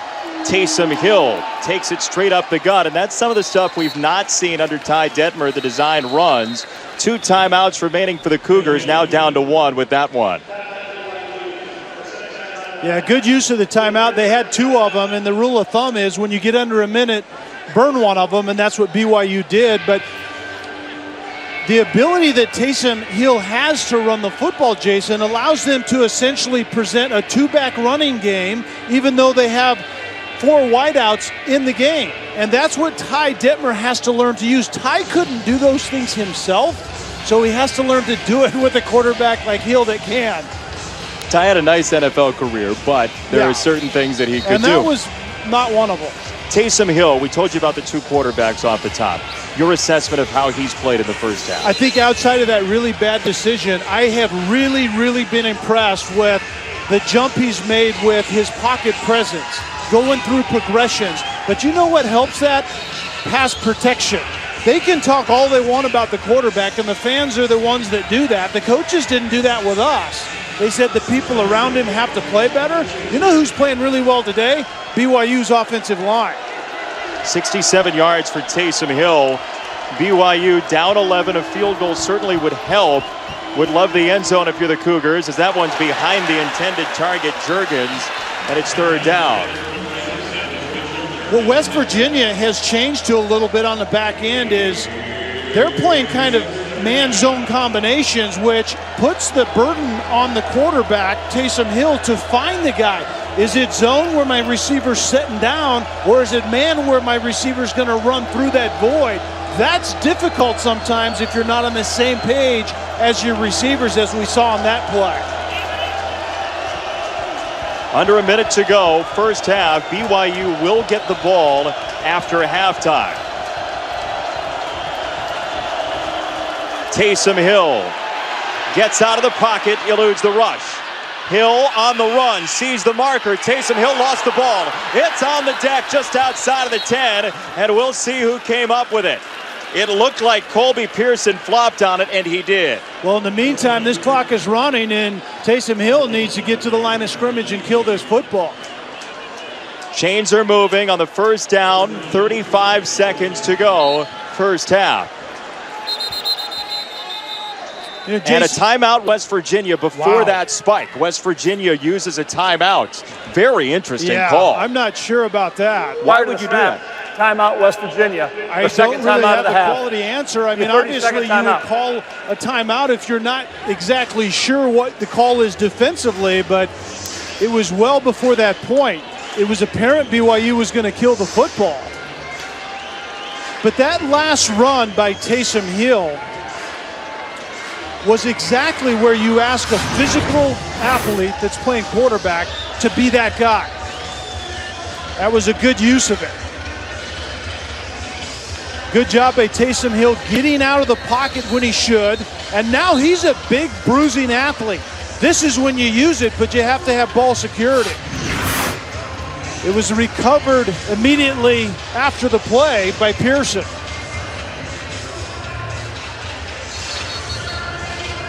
Kark, what do you have? Well, Jason, I'm down here right next to Dana Holgerson. He called that timeout prior to the spike. He was running up and down and waving down the official. He wanted to get the right personnel. They didn't have the right guys defensively. One of the defensive coaches ran up to him, and he called that timeout. Want to save yourself the touchdown with the wrong personnel on the field. Taysom Hill will run it across the 10, Jamal Williams. BYU has a timeout remaining, and Taysom Hill's trying to use it right here. He does. He draws the attention of Matt Austin. The third and final timeout of the half. 5 seconds to 30-second go timeout. in quarter number 2. Coming up tonight on ABC. Correction. A Pac-12 showdown. It's a full timeout. Thank you. Heisman frontrunner Christian McCaffrey, number 7 Stanford against 2-1 UCLA, which just beat BYU in a close one last week. Streaming live on the ESPN app and watch ESPN. David Shaw has done a magnificent job with Stanford. Yeah, he took over for Harbaugh and hasn't skipped a beat. And UCLA, I watched their defense against BYU last week on tape, and they're the real deal as well. I think this is going to be more than just a speed bump for Christian McCaffrey and Stanford offensively. If you're BYU, what's your play selection here? That run was a little curious, don't you think? I was going to say the same thing. I don't agree with the play. Obviously, you think you can catch them off guard because you've been running it successfully. But the result is you have to burn your last time out if it doesn't work, and that's what they did. So now what I think they're forced to do is probably get Taysom Hill on the move a little bit. Change the launch point, as it's called, get him outside the pocket, split the field in half, and let your sixth-year guy make a quality decision in the red zone. 26-year-old Taysom Hill, 2nd and 7 for the BYU quarterback. Hill using all the pocket vertically. Flag down. Hill zings it, incomplete. A little bit too low, and we'll check the marker as he wanted Pearson at the 1.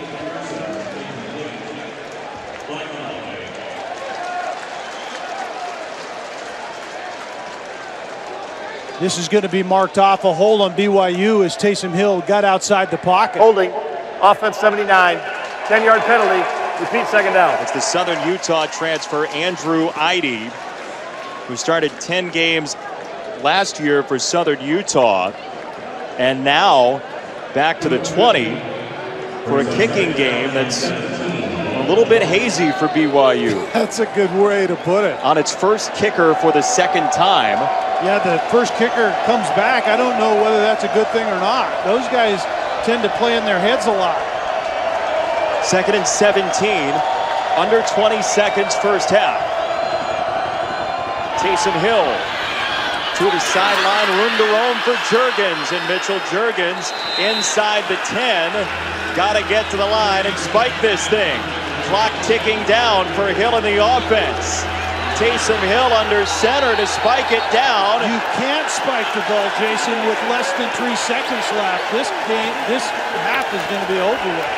And that's exactly what the signal from Matt Austin is. Wow. Bad decision by Juergens. First of all, not getting out of bounds, and that would have been a no-brainer. One more play into the end zone, but you have to have 3 seconds or more in order to spike it, and that was 2 seconds even down to 1 before Taysom Hill spiked that football. West Virginia's fleeing the scene. Ty Detmer's standing pat. And boy, that run and timeout sequence at about 30 seconds to go. Previous ruling of the clock expiring is under review. So this will be under review. Yeah, and it is certainly reviewable, a clock situation, but I was watching the game clock and I was watching Taysom Hill, and there was 2, even down to 1 second. This is a bad decision, first of all, by Mitchell Juergens not getting out of bounds. It takes roughly 7 seconds to get the ball spiked, but you can't do it with less than 3. Time might have expired altogether, even if we're playing by the old rules. At the very best, taking the facts most in BYU's favor, there's a second on the clock when he snapped the ball. That's most favorably to BYU, and that's not enough time. No. And you're right, the clock management on that particular sequence was dreadful by BYU. I mean, you started with a run play to Jamal Williams, right? And then Juergens can get out of bounds with, what, 10 to 12 seconds right there? At any time during that run, he could get out of bounds. I mean, any time. you immediately get your foot to the sideline, and as soon as anyone's close and you can't go forward anymore, you simply step out of bounds. Well, he's a 3-year high school baseball player, Mitchell Juergens, baseball being the timeless game. Will you tell me he had a baseball flashback, or I don't get that at all. And that's one of those circumstances. When the ball hit the ground, there was 1 second remaining on the clock. Please reset the game clock to 1 second. Clock will start on the snap. Wow. Dana Holgerson says, I got a question.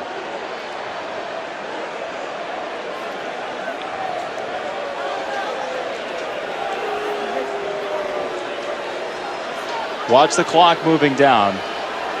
It's at 1 when the snap comes, and the ball does hit the ground very close to zeros. Kick time for Red Almond, 25 yards away, and it is good. BYU gets the ball out of halftime and trails by 8.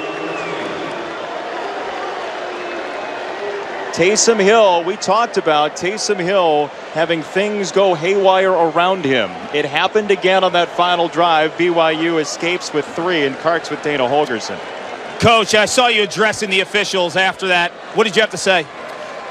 Well, I thought there was 0 time on the clock. I think everybody else thought it too. But, nonetheless, it's a good job by our defense of, not letting them into the end zone. Jamal Williams, their running back, 123 yards in that first half. What's been the biggest challenge stopping him? Well, he's big, and their offensive line is big. I mean, he's been doing that for 4 years now. I mean, he's close to their all-time leading rusher. We got to do a better job against the run. We have done in the past, and we need to do a better job now. What do you need out of your D-line? Yeah, they got to fill gaps. They got to get to the quarterback, and they got to fill gaps in the run game. Thank you, Coach. You got it. Dana Holgerson and Paul Carcaterra up 21-13, your halftime score. Chris Cotter, Jonathan Vilma, the Dave & Buster's halftime report. Leads 21-13 at the half, and BYU's last 3 points were in question. Final play of the first half was a field goal. The second to last play was a pass to Juergens from Hill. And so, Juergens had some difficulty getting out of bounds. 12 seconds on the clock, he decides to go back inbounds. The clock continues to run and move, and all the way down to 1 second, leading to a spike for BYU. We had some discussion in the booth over whether or not that was a legal play. Eventually, there's the spike, and Hill gets the field goal for Almond, 21-13. And as we talked to National Officiating Coordinator Rogers Redding, Jason Benetti, Kelly Stauffer, we talked to him, and he said, look, the officials got it right. The rule having to do with 3 seconds on the clock only applies to circumstances in which the play was stopped with the clock. The official then starts the play back up. So because the clock was running, they had a reasonable expectation to spike at any point. Yeah, as long as the clock is running and you have time to spike it, you can do that. Exactly right. The 3 second or more rule has to do when the clock is stopped. And so there wasn't a first down on that play. And so the official had no reason to stop it. It's up to BYU to stop it however they can, and they killed it with maybe a little less than 1 second left. And if you're saying that doesn't sound equitable, right? That doesn't sound fair. Why would the offense get a break when the clock's running and they should be scrambling? The idea is the offense already has a first down and has a chance to take a break. That's the difference. The equity there for the defense is the offense then isn't allowed to spike the ball. That's the purpose of the rule, only applying to situations in which the clock was stopped after a first down. Great use of replay. And a great job by officials doing the right thing on the field. 21-13 your score. BYU will return it to the 25 and then some. And that's a nice return for Matt Hadley all the way across the 40-yard line. Pacific Life game summary, tale of 2 quarterbacks. Yeah, and that's the way this game has gone. I think when the quarterbacks have been hot, we saw Skylar Howard on a big play, and then he made a big mistake over the middle, and then we saw Taysom Hill on a big play dissecting the defense on a blitz, but then we saw him on a big mistake as well, and that really is the difference in this game right now as West Virginia up 21-13 as we start this second half. And kind of a dormant special teams for BYU return-wise has livened up today. They had a 50-yard return earlier. This one goes for 40 and starts the offense just short of midfield with Williams downstairs to Carnes. Well, Jason, moments ago, I spoke with Kalani Sitake, the head coach at BYU. He loves his run game. What's not to love about Jamal Williams in that first half? 123 yards on the ground. He plans on pounding that rock relentlessly in this second half. Defensively, though, he's concerned with their inability to line up in time with West Virginia, who's going really fast tempo. Also, expect safety help on the outside with those speed guys from West Virginia when BYU's on D. Well, West Virginia got a lot of whatever it wanted from the speed guys, especially over the middle in that first half. Yeah, and that's going to be a tough matchup all day, but you have to help those guys as best you can. And I think if you start bringing safeties down, if you're BYU, you're asking for trouble. What BYU needs to do defensively, quite frankly, in that first half is tackle better. They missed a couple of tackles, and it gave West Virginia some plays, but you also have to run it effectively like BYU is on this drive to begin the second half.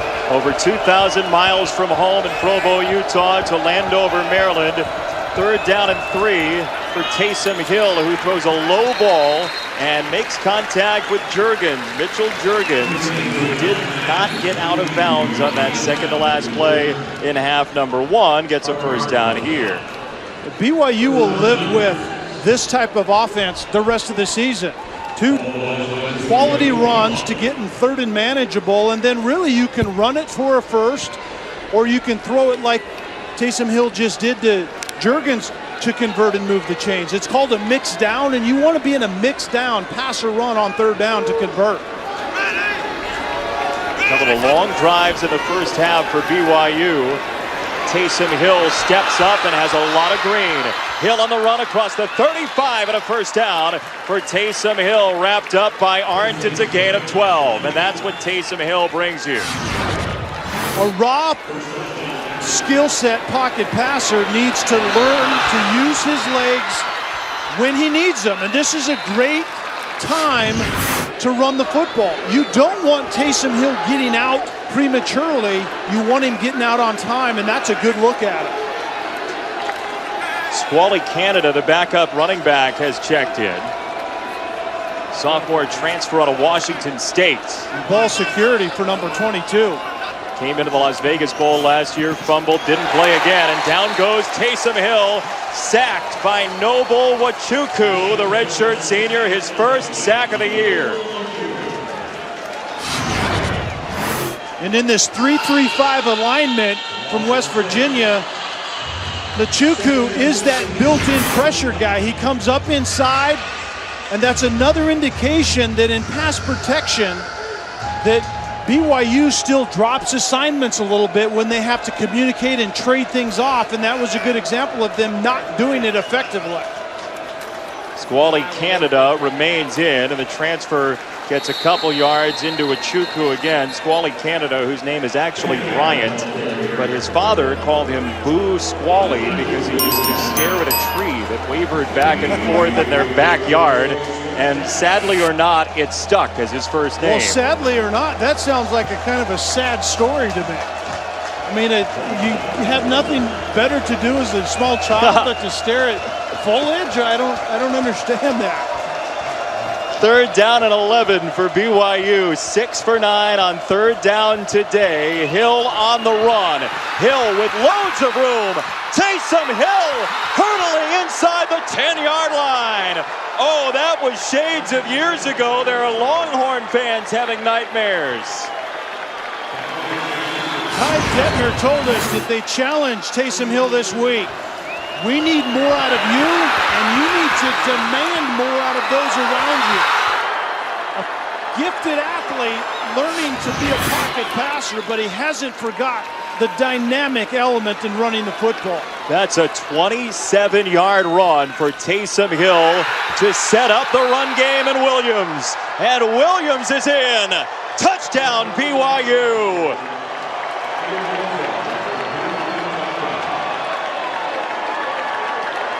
Is it too early to go for two for a coach who went for two to try to get a win late a couple of weeks ago against Utah? I would say yes, but I can see Taysom Hill coming back onto the field already. I don't like chasing points this early in the game. There's a lot of football to be played. What a run by Williams. What a run by Taysom Hill to set up Williams.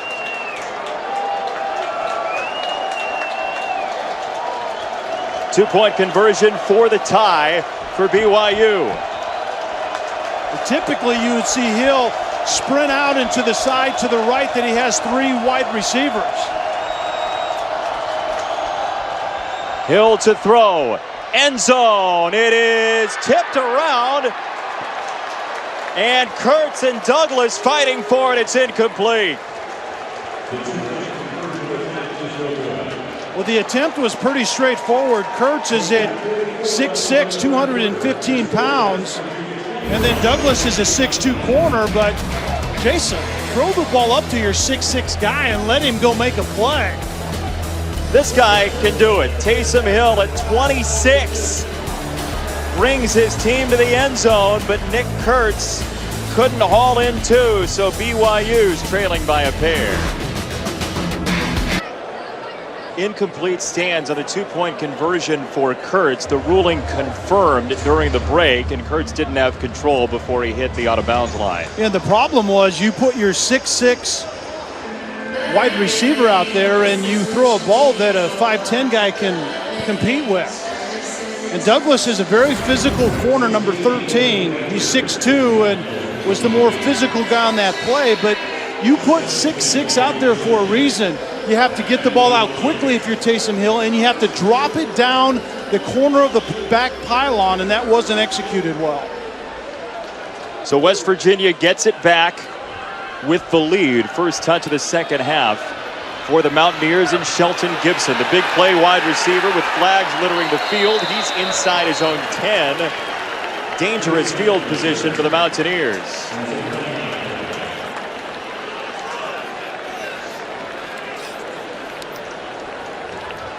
During the return, illegal block in the back, number 18 to the receiving team. Half the distance to the goal, first down. Not much distance, but enough. Couple of yards against West Virginia. Later in prime time, 3-0 SEC West teams in Arlington. Arkansas at number 17. Texas A&M is number 10, and you can watch it streaming live on the ESPN app. And watch ESPN. Kevin Sumlin's teams getting used to starting strong and fading. That would be a large win for the Aggies today. My former offensive coordinator, quarterback coach Noel Mazzoni is doing a great job of transitioning that group to more production offensively. Brought some stability to that side of the ball at A&M. Skyler Howard had a magnificent first half with one blip on the radar, and the run game breaks free across the 10. Russell Shell with a strong run just short of the 15-yard line, tackled by Logan Ta'ele. West Virginia, we talked about in the first half, wants to go fast, but you have to put some quality plays together before you can do that.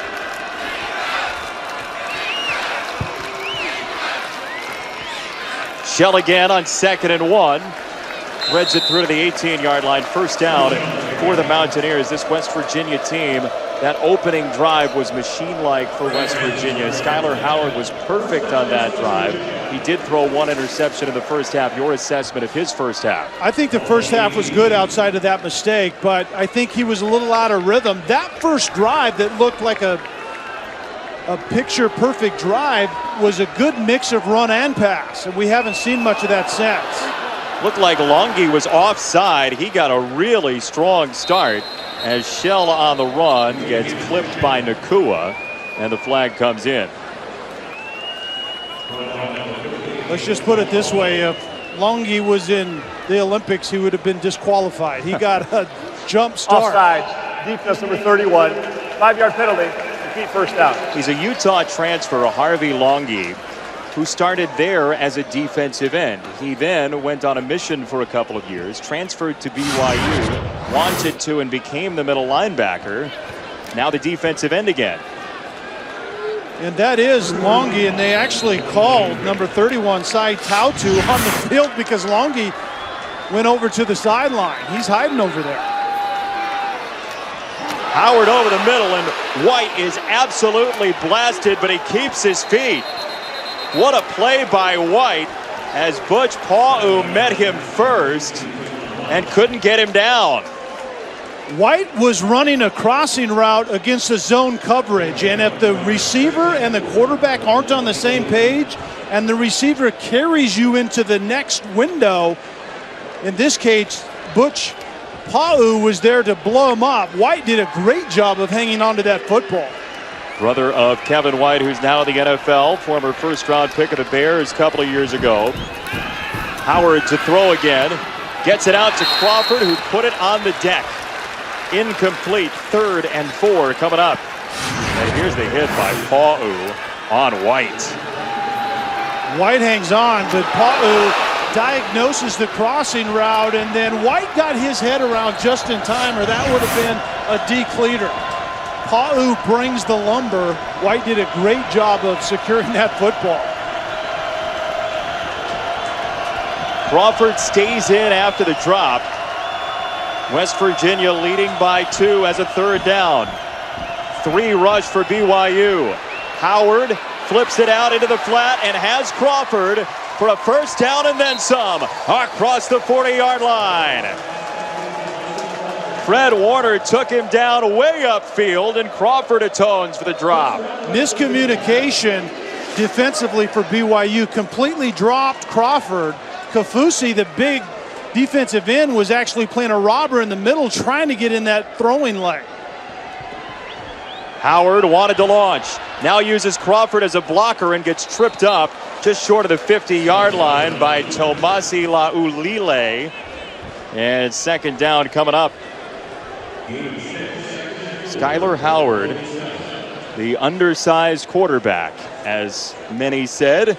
He actually said to his quarterback coach in high school at one point, "Do you think I'm a Division I quarterback?" He was questioning it enough, at least. What did his high school coach say? He said, "Let's go find you a place to play." It seems like he ended up. Good answer. Yeah, as a walk-on at Stephen F. Austin.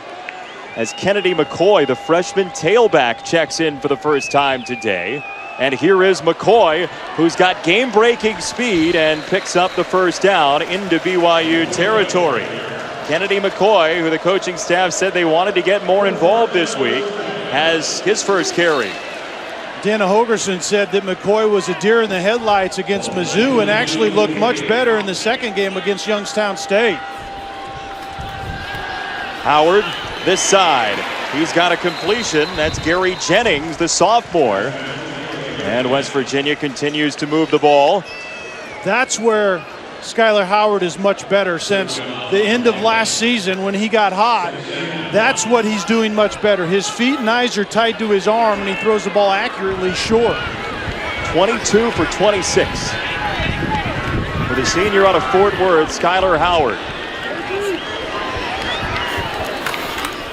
Play action Howard. Single coverage this side. He goes down the seam, and it is incomplete.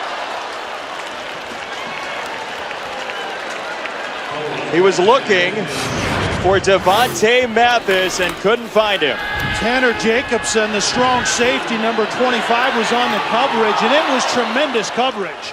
2 verticals outside, middle of the field open, and Jacobson simply ran the route better than the receiver did. You like that shot on 2nd and short? I don't mind it because you can convert here and continue this drive if you run an effective play. McCoy stays in on 3rd and 1. Play number 10 of this drive, and it is on the ground, very close. Depends on the spot. What I was going to say, Jason, is I like the shot if you can convert, but I don't like going into shotgun on 3rd and inches. But Skyler Howard immediately came up under center like we've seen him do earlier in this game.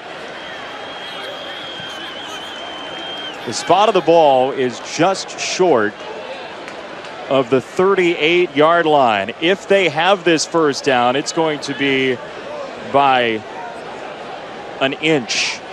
I'm calling this about 5 inches short. Okay, say they don't get it here. You go for it? I don't, but I think Dana Holgorsen does. This is 4th down coming up. How many inches short is that, Jay? I didn't bring my protractor, but it's a couple. I said 5, and I think it was 4 3/4. Tell you what, Kalani Sitake, the first-year head coach, who is rather quiet when you talk to him away from the field, can absolutely light up on the sideline, and he is motivating his players as West Virginia makes a choice. 4th and 1, the Mountaineers huddle up. Shell is back in as the running back. 4th down and 1.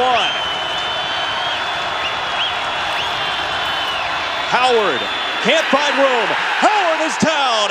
BYU holds the line. Harvey Longy. That is one happy head coach. Kalani Sitake, he has a defensive pedigree, at least with Kyle Whittingham, but he's a fullback in his blood, and he loved that play. What do you think of the call? I think Dana Holgorsen might want it back. Howard stops it, and the MMA aficionado, Kalani Sitake, wants to get in the ring. Dana Holgorsen needs a timeout.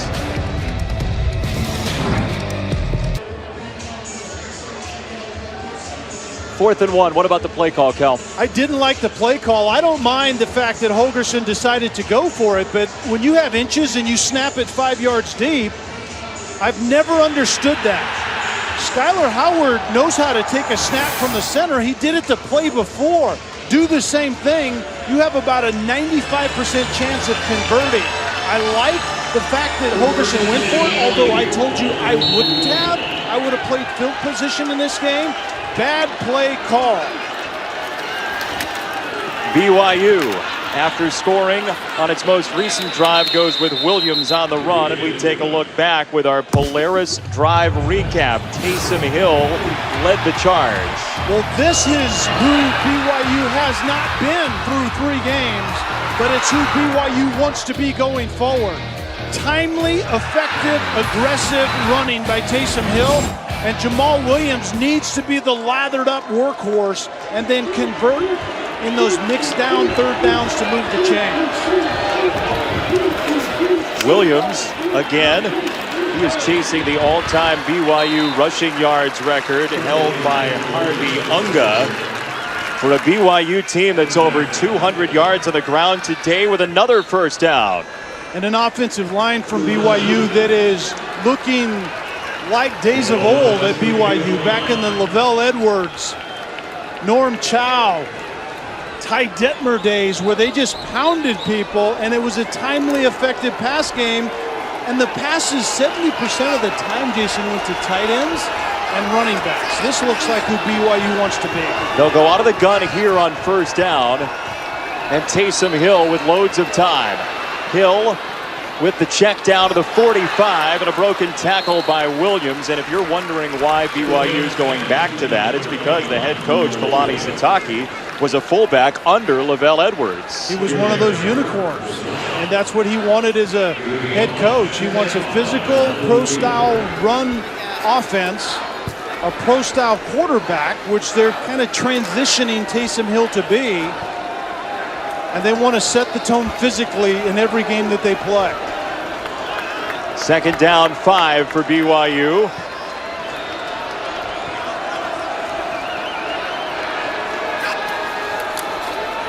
Williams crashes forward near the 40. Chris Cotter, what do you have?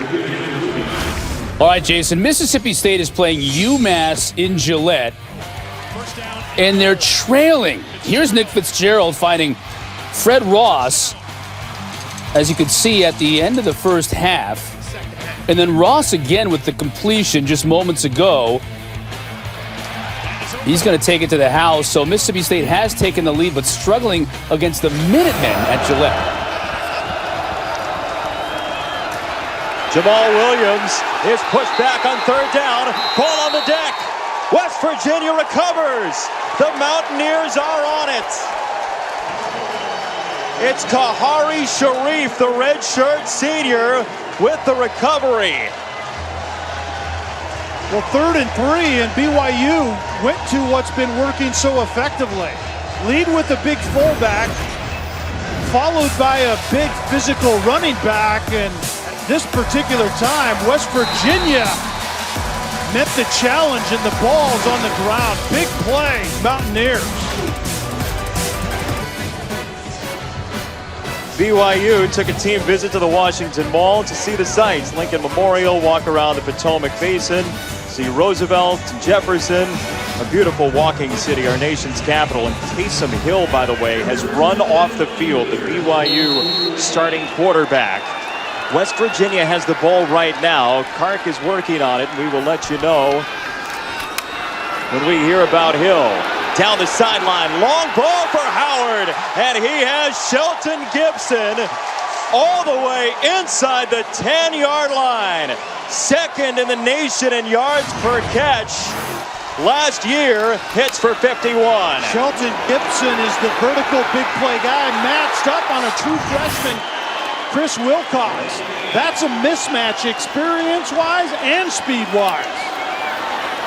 Shell darting inside to the 5. Longy to tackle. It's 2nd down and goal. And we said the speed for West Virginia could be an issue for BYU. And BYU, I thought, did a really nice job of kind of catching up to that speed and quickness as this first half went on into the second half. But that time, it was just a track meet. Gibson vertical on Wilcox, and the fourth-year junior beat the true freshman.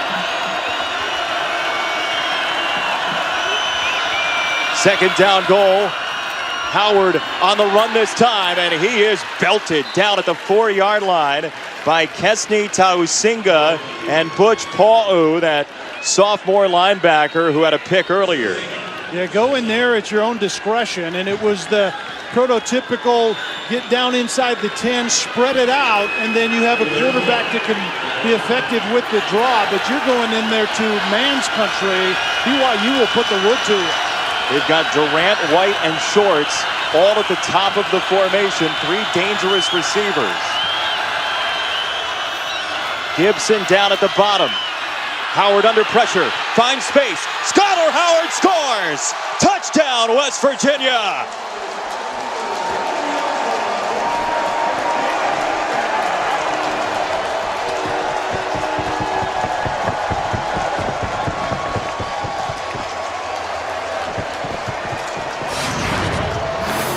Jason, you talked about it. West Virginia had trips to the right side. Their running back went to the right side, and quarterback scrambles are most effective when the quarterback has already gone through his progression. And that's exactly what happened. Get out to the left on time, and there was man-to-man. Everybody was in the end zone, and then it was a foot race to the corner of the end zone. Skylar Howard really raised his game at the end of last season with that 5-touchdown Cactus Bowl.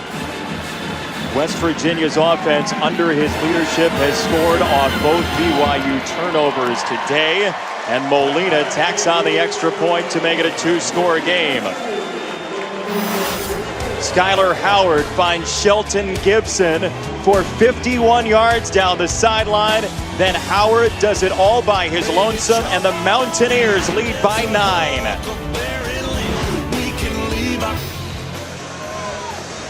Not since the Lou Rowe, Marcus Camby days have they been so excited about sports in Amherst. From the 39, Taysom Hill is back out after leaving between series. He strikes to Colby Pearson into plus territory, and it's a 1st down for BYU. The BYU just has to go back to the things that have worked for them. I mean, this is a kind of a nip and tuck game outside of the turnovers for BYU. Take care of the football, and then it's just back to business. Physical downhill, and then Taysom Hill going through his progression and throwing the ball really well this afternoon. On the decision, Hill to the outside, and downstairs Kark. See Taysom Hill right there. Saw him running in and out of the locker room between those series. Just spoke to one of the staff members at BYU. Stomach got the wind knocked out of him. He looked okay when he ran out and ran back onto the field, but watch him though. Stomach could be an issue. Well, Taysom Hill today, thank you, Kark, 13 out of 19 for 106 at a school that's well known for its quarterbacks. Guys like Ty Detmer, Steve Young, more recently Max Hall had a fantastic career, and Taysom Hill, highly thought of in BYU circles. Williams is stopped short of the 40-yard line. 3 yellow jerseys got there, and it's third down for BYU. Jason, a little cat and mouse game going on. Taysom Hill came to the line of scrimmage.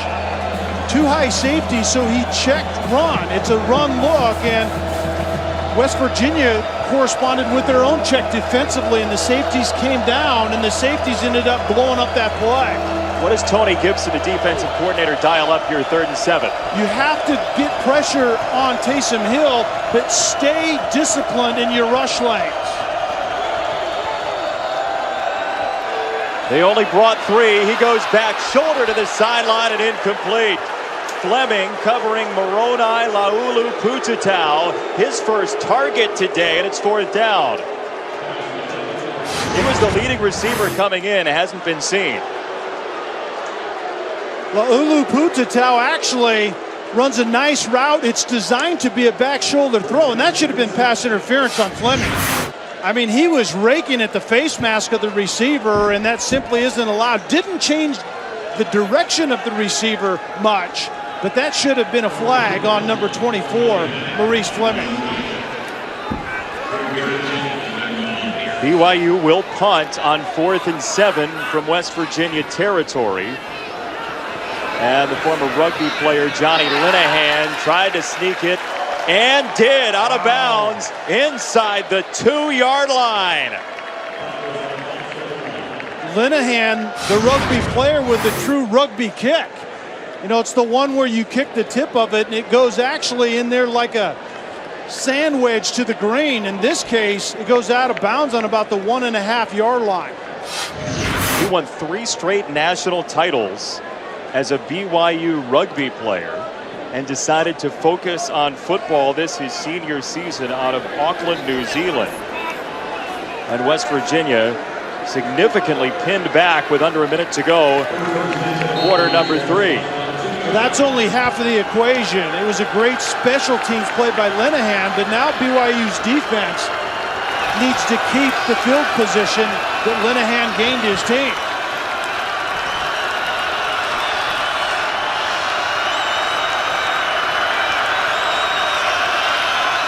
Howard from the 2. Howard to throw, tipped ball, and incomplete.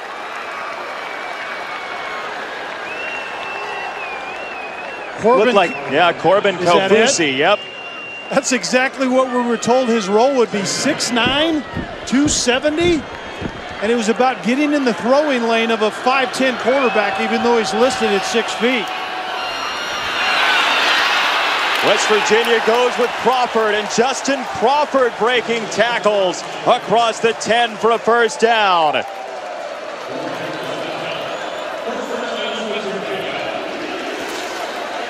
Up by a couple of scores as Crawford gets banged down and pinballed by Fred Warner on what may be, depending on West Virginia's choice, the final play of the 3rd quarter. That was a huge run by Shell, because the minimum requirement for an offense in a backed up, at least 1 first down, creates some room for your punter. It's not too late for BYU to do something defensively, however. 15 minutes left. West Virginia not far from home in Morgantown, one of 2 remaining unbeatens in the Big 12. Mountaineers have capitalized off turnovers, trying to hang on to a win here in Landover.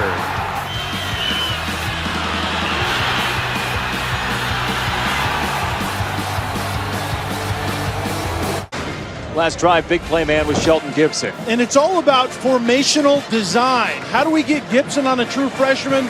4 wides, the 2 inside guys down below are going to head across the middle of a vertical guy. My best vertical guy on Chris Wilcox at prom date about 4 months ago.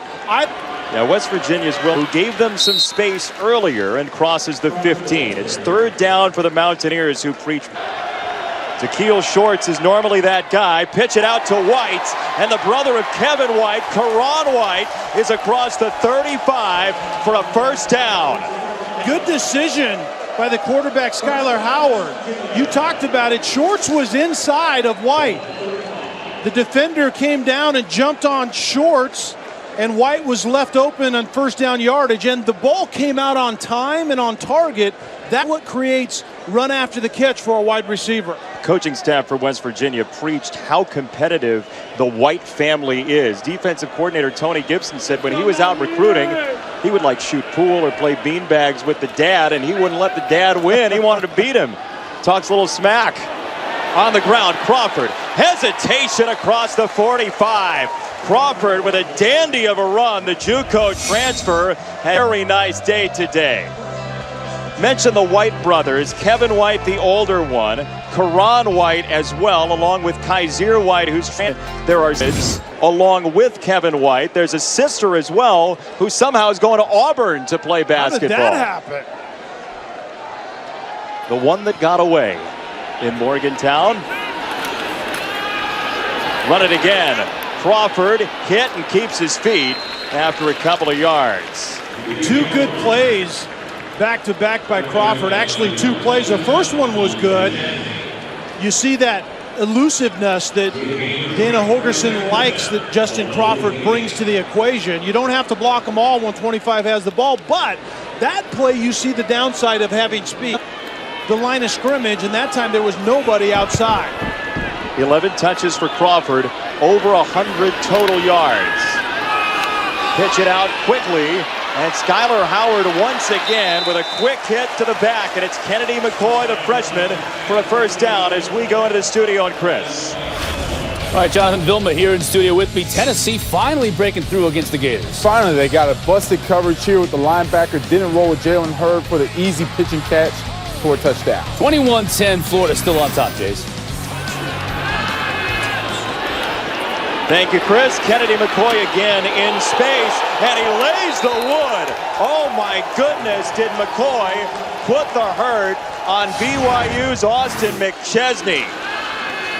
This is how you earn your stripes as a freshman running back. Hits the ball in the outlet by Skylar Howard, and then drop the wood on McChesney. Don't run out of bounds when you're a freshman. McChesney, who has a targeting penalty to his detriment on his resume this year. He missed the first half of the UCLA game, and he hits the sideline. Shell and McCoy are in together. Howard, fake to the back, rolls this way. Howard back into play, and that is an ill-advised throw on what's been a low-risk drive. Every once in a while from Skylar Howard, that particular decision rears its ugly head. Very well defended on the back end by BYU. You're outside the pocket. All out of bounds past the line of scrimmage and live to play one more down. Still 79% Skylar Howard today. His best completion percentage here of his career so far. Big third down. Howard down the middle. He's got a man. Shelton Gibson with a flag down inside the 10-yard line. Dion Lake dragged him down before the end zone. We'll see what the marker is.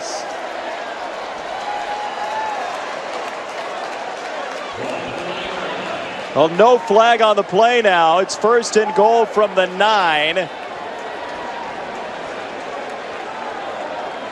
May have been a bright yellow shoe that came off. I think it was. I think it might have been Gibson's shoe. He blew a tire, but he certainly ran a nice route before that. First and goal. Howard play fake. On the roll, wide open. Touchdown to Keel Shorts.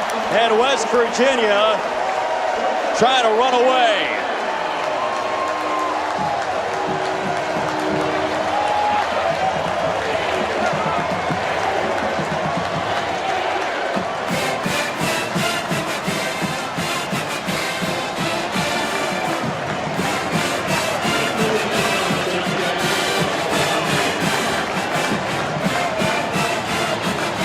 BYU calls defense its specialty, and rightfully so.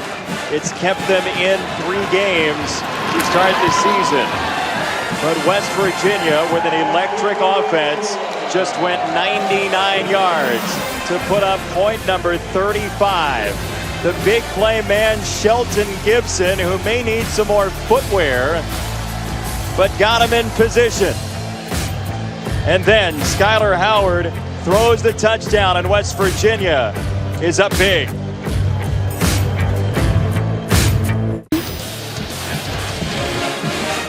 Chris, thank you. BYU, a Division I independent. UMass has bounced around conference. BYU, a hopeful to join the Big 12, but who isn't? 11 teams are on the list. Should be a decision October 17th, or at least that's the idea that's been announced. BYU at least somewhat auditioning in front of West Virginia as Braden El-Bakri has the return. And here are the college football rankings brought to you by Northwestern Mutual, the AP Top 10. Alabama, an easy time. Michigan as well, blowing the doors off Penn State. Stanford, UCLA is a dandy later. And the impressive thing on that board to me is Wisconsin against Michigan State. I mean, Michigan State, I thought, you believe they still are. Wisconsin's been kind of laying in the weeds a little bit since that opening week victory over LSU, but I think next week a showdown between Wisconsin and Michigan. Taysom Hill to the outside, cutting it back in and just short of midfield. That's a first down run for Taysom Hill that goes for 16, tackled by one of those 7 white kids, Kaiser White. Mentioned BYU and the expansion possibilities. Bronco Mendenhall, before he left for Virginia, said independence isn't sustainable for BYU in the long term. That's not the feeling we got from Kalani Sitake talking to him yesterday as Juergens makes the catch. Well, I think that needs to be qualified with sustainable as far as being a player in the college football playoffs. Basically, this team has to go undefeated every year, and that I don't think is doable, let alone sustainable. Taysom Hill tiptoes out of bounds. The one thing Kalani Sitake did say is, look, we have a schedule where our guys get to play some of the best teams in college football, and I like that for my guys. That's the value of independence for BYU. Yeah, I think the way they started the year, I think, is a great example of that. But you're right, there is no room for error in that type of scheduling as an independent. I thought we were going to see what the committee would do with the quality independent last year, but then Notre Dame lost late to Stanford, so that went out the window. Taysom Hill, quick hit to Nick Kurtz and a first down. He's tackled by Fleming. Inside the 40-yard line, first down BYU. And there's the map of the teams in the Big 12. 10 teams currently, and it's all over the map, but they're looking to get in. I mean, you just throw your name into the ring right there. They all scattered all over the place. No guarantee the Big 12 will expand. Still pending. Taysom Hill on the run has decided to tuck it a bunch on this drive. And he meanders to the 31. Adam Schuler and Darian Howard collaborated. Second down, BYU. Yeah, certainly all hope isn't lost for BYU if you make something quality happen on this drive right here. It's Schuler that's down, the redshirt freshman out of Longwood, Florida. And as they check on Schuler, will step aside. BYU down 2 touchdowns and 2 two-point conversions. ESPN College Football, brought to you by Crest Healthy. Monuments and memorials galore in Washington, D.C. One of the beautiful places to go and learn. As Adam Schuler walked off under his own power, they're looking at his wrist. As Taysom Hill tries to take BYU, Hill to throw, wants the sideline, a lot of contact and a flag. It's incomplete for Kurtz, and he drew the marker. It was Rasul Douglas who had the interception earlier on the coverage. We've seen Kurtz on Douglas before. Defense number 13, 15-yard penalty, automatic first down. And rightfully so, he's the tallest cornerback they have. And he's also the most physical, and he got a little bit too physical on this play. He is actually holding with that right hand, had a handful of jersey, but this was a tremendous catch in the end, was it not? He was out of bounds, but what a great effort by Kurtz. Penalty puts BYU inside the red zone. Under 10 to play.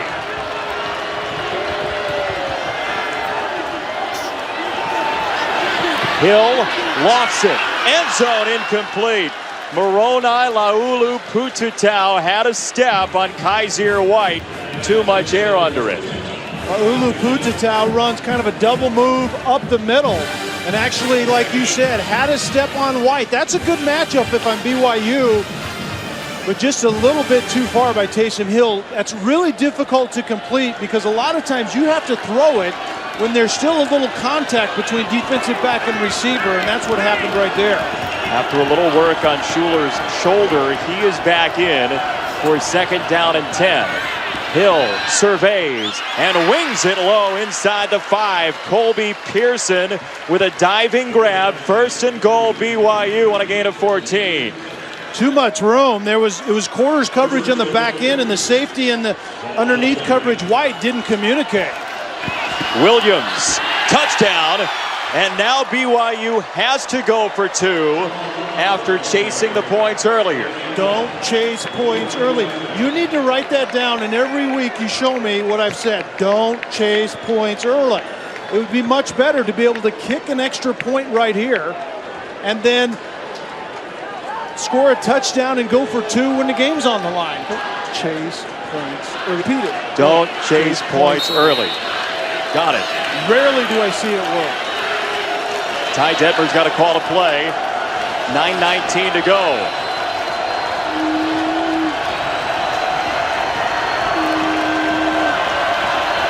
Williams the tailback.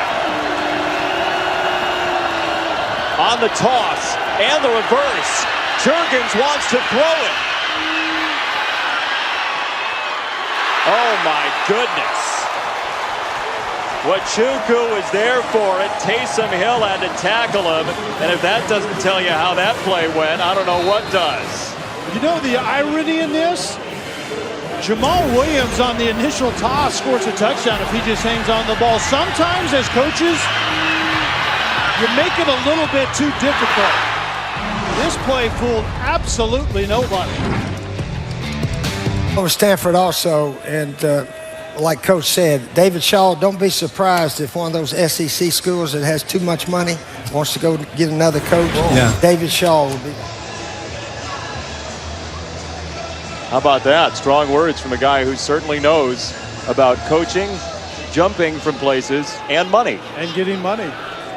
I don't know. I let the bidding begin, I guess. If you're David Shaw and you're getting paid well, Stanford's a pretty nice place to be. Not everybody wants to be in the SEC, contrary to popular beliefs.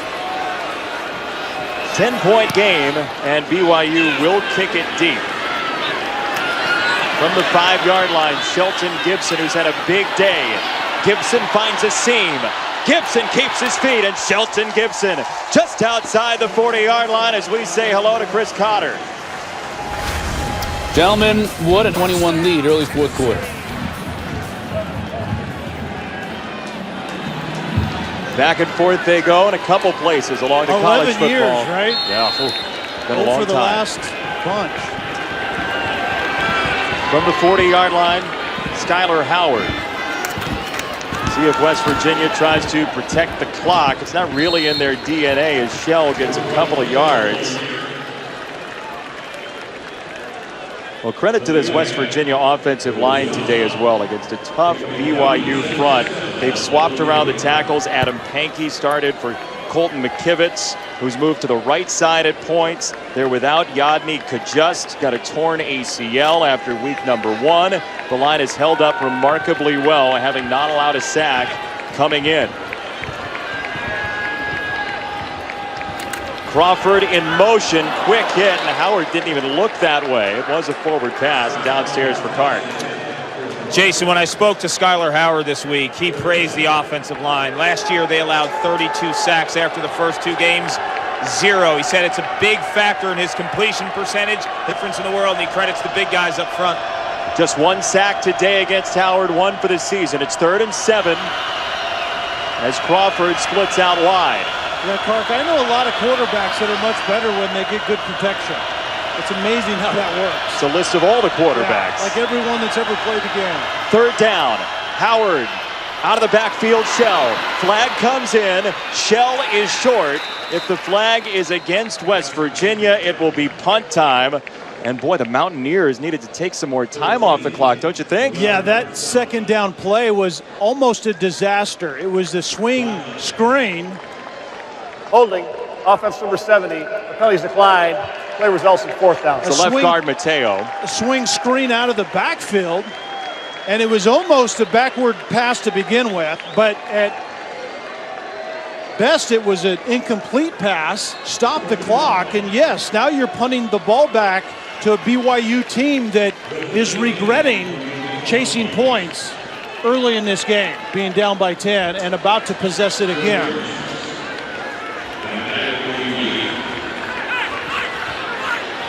Less than a minute off the clock as Kinney boots it away, and it's a short kick outside the 20-yard line. This college football season, stream every game live on the ESPN app and on Watch ESPN. Download the app or visit watchespn.com today. A multi-screen experience as we have up here in the booth.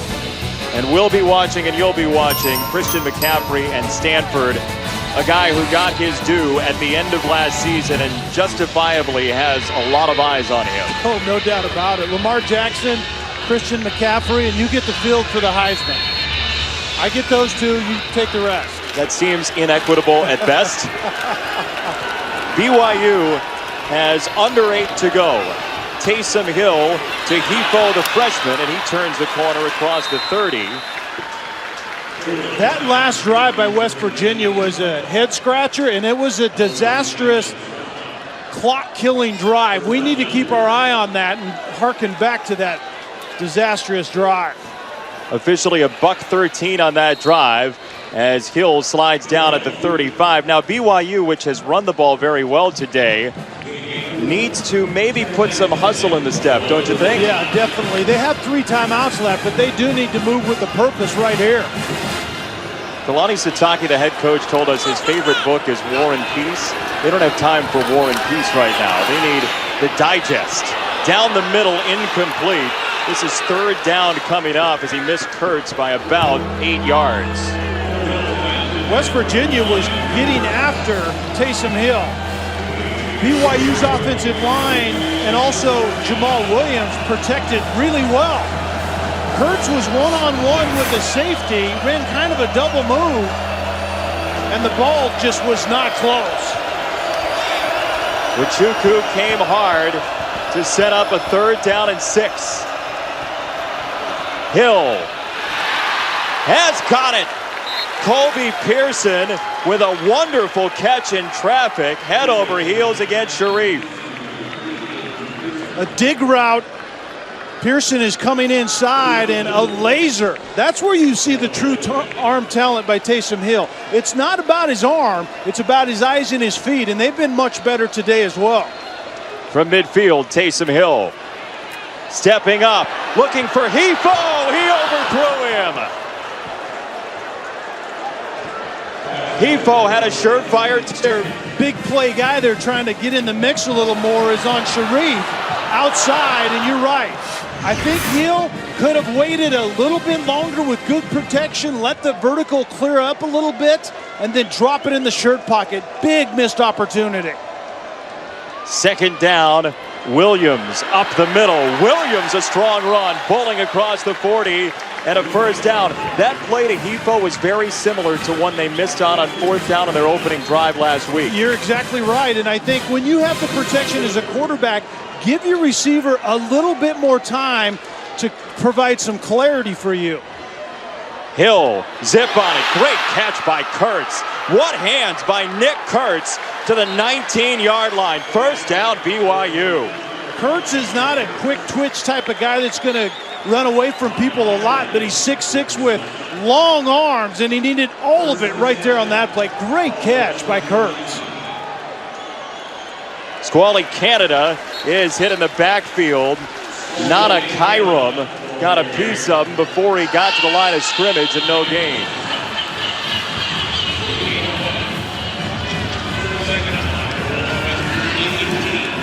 Second down and long, give him a yard. Taysom Hill, pressured coming down the middle. Hill's got a touchdown. Moroni Laulu Pututau And BYU is an extra point away from being down 3. The Ulu Putatau is matched up, basically running a skinny post route on the safety, Jeremy Tyler. Quarters coverage, Jason, turns into straight man-to-man about 90% of the time because of the way that they read routes, and the Ulu Putatau won that matchup. Extra point is good. 121 seconds, 79 yards. Taysom Hill with the score. BYU Appalachian State game, and the Vols have responded very well. Here, West Virginia a 3-point lead after a short drive by the Mountaineers that zeroed out. BYU a quick drive for a touchdown. And now the Cougars are within 3.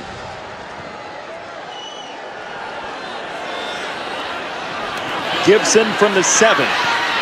Shelton Gibson chooses the outside lane. Gibson down the sideline. And a burst across the 35, setting up West Virginia with good field position. Is celebrating its 12th year sponsoring the Good Hands Field Goal Nets. All-State makes contributions to participating universities' general scholarship funds for each field goal and extra point kicked. To date, All-State has contributed millions in scholarship funds. So, Kelly, a minute and change off the last drive. A minute 13, I think, to be exact, and it was dreadful. How do you make this one not so dreadful? You have to run your offense, first of all, but you can't abandon the run game. Your primary goal on this drive is to do one of two, maybe both things. Burn time off the clock and force BYU to use timeouts by driving the football. So a mixture of who their offense is, running the football, that underneath pass game that was so effective on a few drives here with Skylar Howard throwing the ball accurately. Those are the things you have to do. You don't have to do more than what you've done already. David Long, the redshirt freshman linebacker, getting helped off the field. The big plays for West Virginia came in bunches last year. Howard to Gibson, and those two have combined for a very solid effort today. Skylar Howard, Shelton Gibson. Gibson says, look, when Skylar gives me a look, I know what's coming. Yeah. They have an unspoken bond, and they've shown it today. From the 37, Shell in the backfield. Howard tucks it and picks up 4 on first down. Kai Nakua knocked him down. Second down, West Virginia. And that's a great example of not abandoning the run, but being a little more creative with the run. We haven't seen many designed quarterback runs. Skylar Howard has run the ball, but mostly it's been after scrambling around a little bit on design play or pass calls. That time it was just designed quarterback reading. He made a good choice. You're pretty sure you're going to get yards with Howard, who through 2 games coming into today had not lost a yard on a run this year. Second down for Howard. Shell out of the backfield, and the nephew of Tony Dorsett is out of bounds at the 42 with Bernard on his hip. Third down, 5:04 to play. And I think Shell right there was being told to stay in bounds, and he gave kind of a shrug of the shoulders. But I would like my guy that just caught a swing out of the backfield to try to convert and get a first down right there. Sometimes you end up getting knocked out of bounds.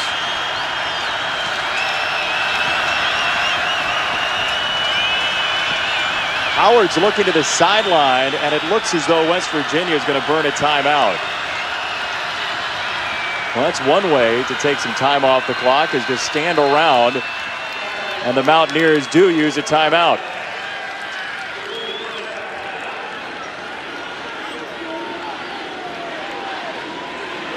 Today, ESPN is proud to support college football's celebration of educators across the country through the Extra Yard for Teachers initiative created by the College Football Playoff Foundation. What former teacher of yours deserves a shout out? For more, visit cfp-foundation.org. Kelly?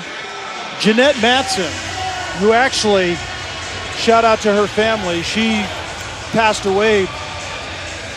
World history. She gave me a love of world history. What do I have to do with that? I actually just told that story to my daughter as a sophomore in high school that's now taking world history. I said that teacher allowed me and gave me the love for a subject that I had no interest in. That's what good teachers do. Good teachers open worlds to you. That's right. World history is a great way to do that. West Virginia, 3rd down and 4. 4.5 to go. Leading by 3. Howard to throw. Quick set, dropped. Karan White couldn't bring it in. It's 4th down. Karan White was outside, matched up on the true freshman Chris Wilcox, who got beat by Gibson earlier on the vertical. So this time, Wilcox bails out of there. A lot of cushion. White just has to simply finish and look it into his hands. Karan White, who this week said the BYU corners, I don't think they can outrun us, drops a ball on a comeback route. Uh-oh.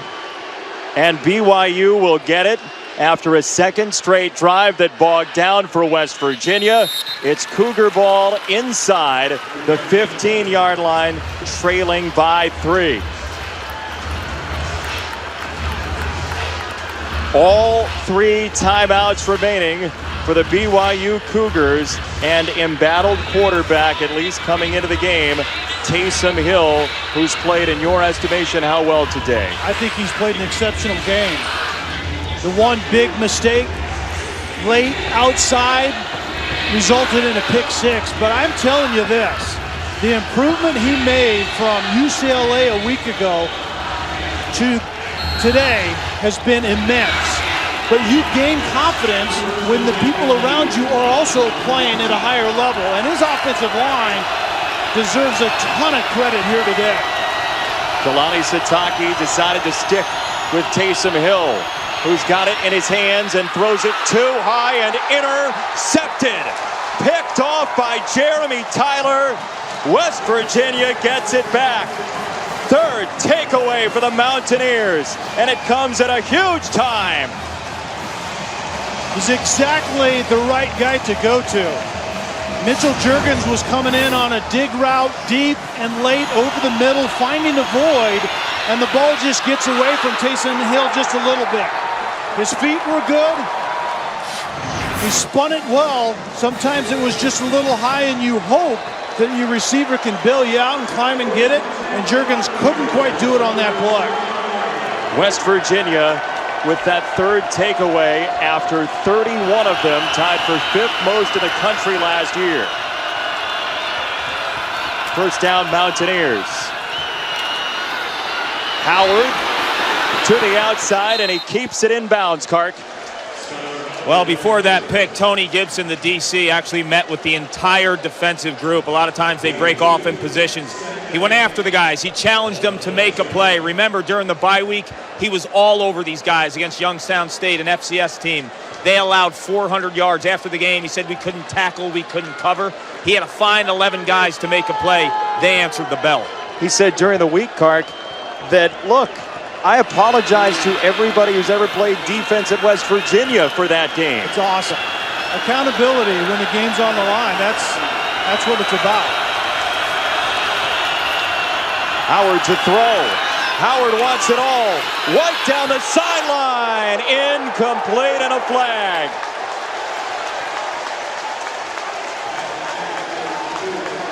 Chris Wilcox. This is the 3rd time. Pass interference. Defense number 32. 15-yard penalty for the previous spot. Automatic 1st down. The 3rd time that Chris Wilcox has been picked on, the true freshman, just trying to cover a vertical deep. Karan White gets over the top. I thought it was incidental contact with the feet, and typically they let it go. The field judge on the play was going to keep his flag in his pocket. The back judge threw the flag late from the middle of the field. It may have been incidental contact with the feet. You're right. Was the other official looking at the arm into the back is the question. That's a good question, and that would be about the Keel Shorts spun around, and he loses yards. BYU 3 timeouts. When do you use them? You probably start about right now. After it ticks down to, You could have potentially gone one more play and kept all of them. It's a pretty good use. You're talking about losing 30-plus seconds if they don't use it there. Check in with Chris in the studio. All right, Chris, thank you. Jeremy Tyler's interception has West Virginia on the ball with a 3-point lead, and Tyler wasn't even supposed to be the starter. Drayvon Askew-Henry was the heart of the defense. He went out with an injury in the preseason, a left knee injury. So Tyler takes that spot and has a gargantuan play in this game. Second down, 11 out of the BYU timeout for West Virginia. Crawford on the run. Crawford breaking tackles. Crawford inside the 10 and inside the 5.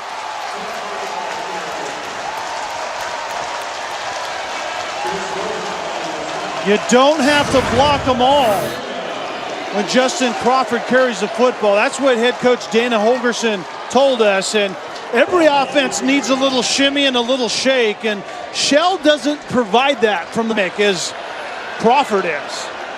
Now BYU's caught. 2 timeouts remaining. And the snap comes. Howard wasn't ready for it. Shades of Auburn. And it's BYU football.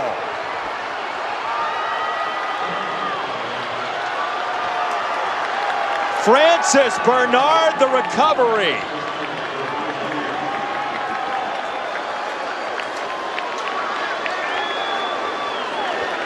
Well, the center, Tyler Orlowski, can't figure out what was going on.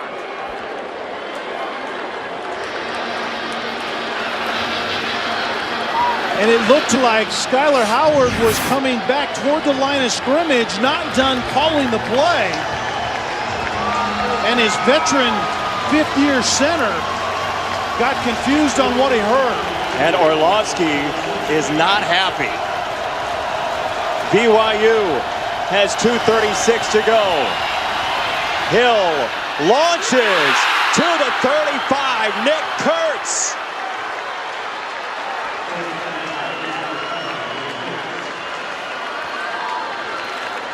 Loads of time left for BYU. Trailing by 3, 2 timeouts remaining.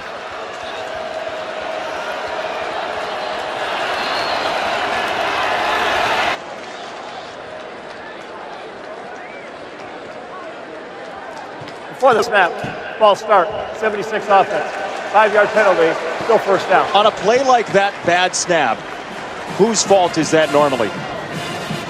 Typically, it's the center's fault. I mean, that time it looked like Howard was moving toward the line of scrimmage and his veteran center just heard the wrong thing. Taysom Hill, quick pass. Laulu Pututau is undercut at the 34 by Fleming. Second down. Under 2 minutes to play. Taysom Hill, the senior who came back for one more year. On the run. Hill across the drilled. He gave himself up. No flag coming in. That would have been a good time for Taysom Hill to just lower his shoulder and try to convert. Mainly, not only to get another roll of the dice, but also to stop the clock for the first down conversion. 2 timeouts still on the board. Taysom Hill, third down. Hill scanning, surveying, throws on the run, a long pass to Kurtz into West Virginia territory. A fantastic route adjustment by Kurtz, matched up on Douglas outside. This play was dead to begin with, was Kurtz's route, but as your quarterback starts to scramble, if you're a deep receiver, come back down the sideline and give him a shot. Taysom Hill to run it this time. He's across the 30. Remember, BYU is using its original kicker for this year who was benched. Jake Oldroyd is out with an injury today. Rhett Almond is the kicker this evening as BYU will use a timeout, 1 remaining for the Cougars. Almond was benched because he mishit a field goal and a point after. The second time out of the half. Head coach is elected to take it may rest on his leg this evening to tie the game if BYU can't get in. It was interesting hearing the head coach of BYU talk about that. The fact of the matter is, Allman made the field goal. and then missed the extra point. The field goal wasn't hit right. And then he missed the extra point, so that led to that decision to set him down for a while.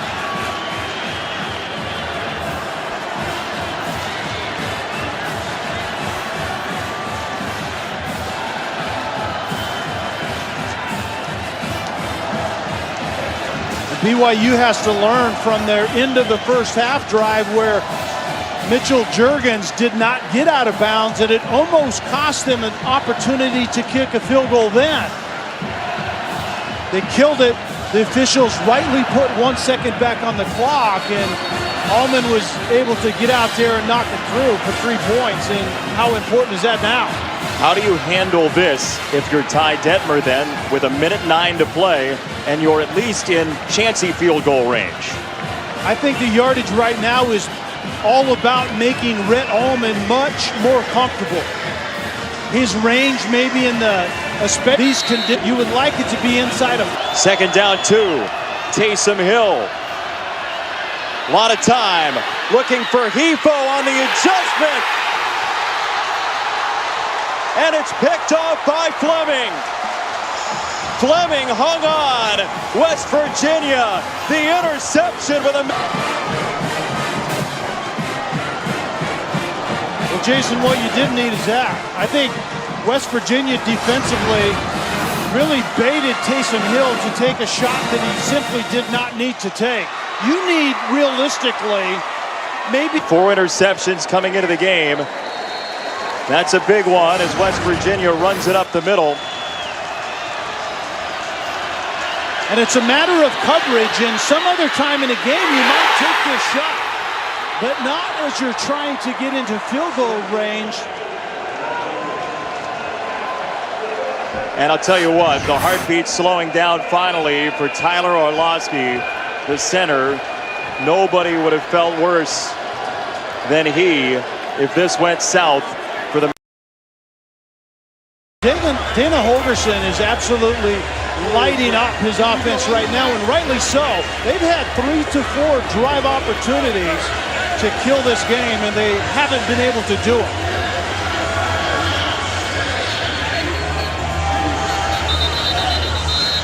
BYU's out of timeouts.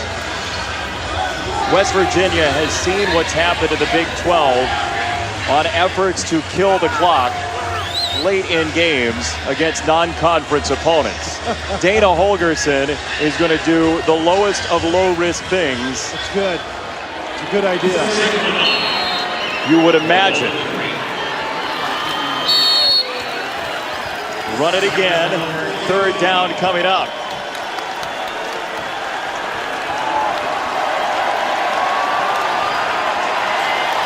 The redshirt senior, Maurice Fleming, the nickelback, with the interception for West Virginia, a defense. And that is the final play from Fez. 2 remaining unbeatens. And I think BYU is a quality team. I think their first 3 games, one of those teams in the Pac-12 is probably going to win the Pac-12 South. So I think this is a very quality win over a tough opponent for West Virginia. 35-32, your final score. Next on ESPN2, to Toronto, it's Russia against the host nation Canada. Semifinals of World Cup of Hockey. Steve Levy, Barry Melrose. Thanks for watching. FedEx Field, West Virginia, 35-32.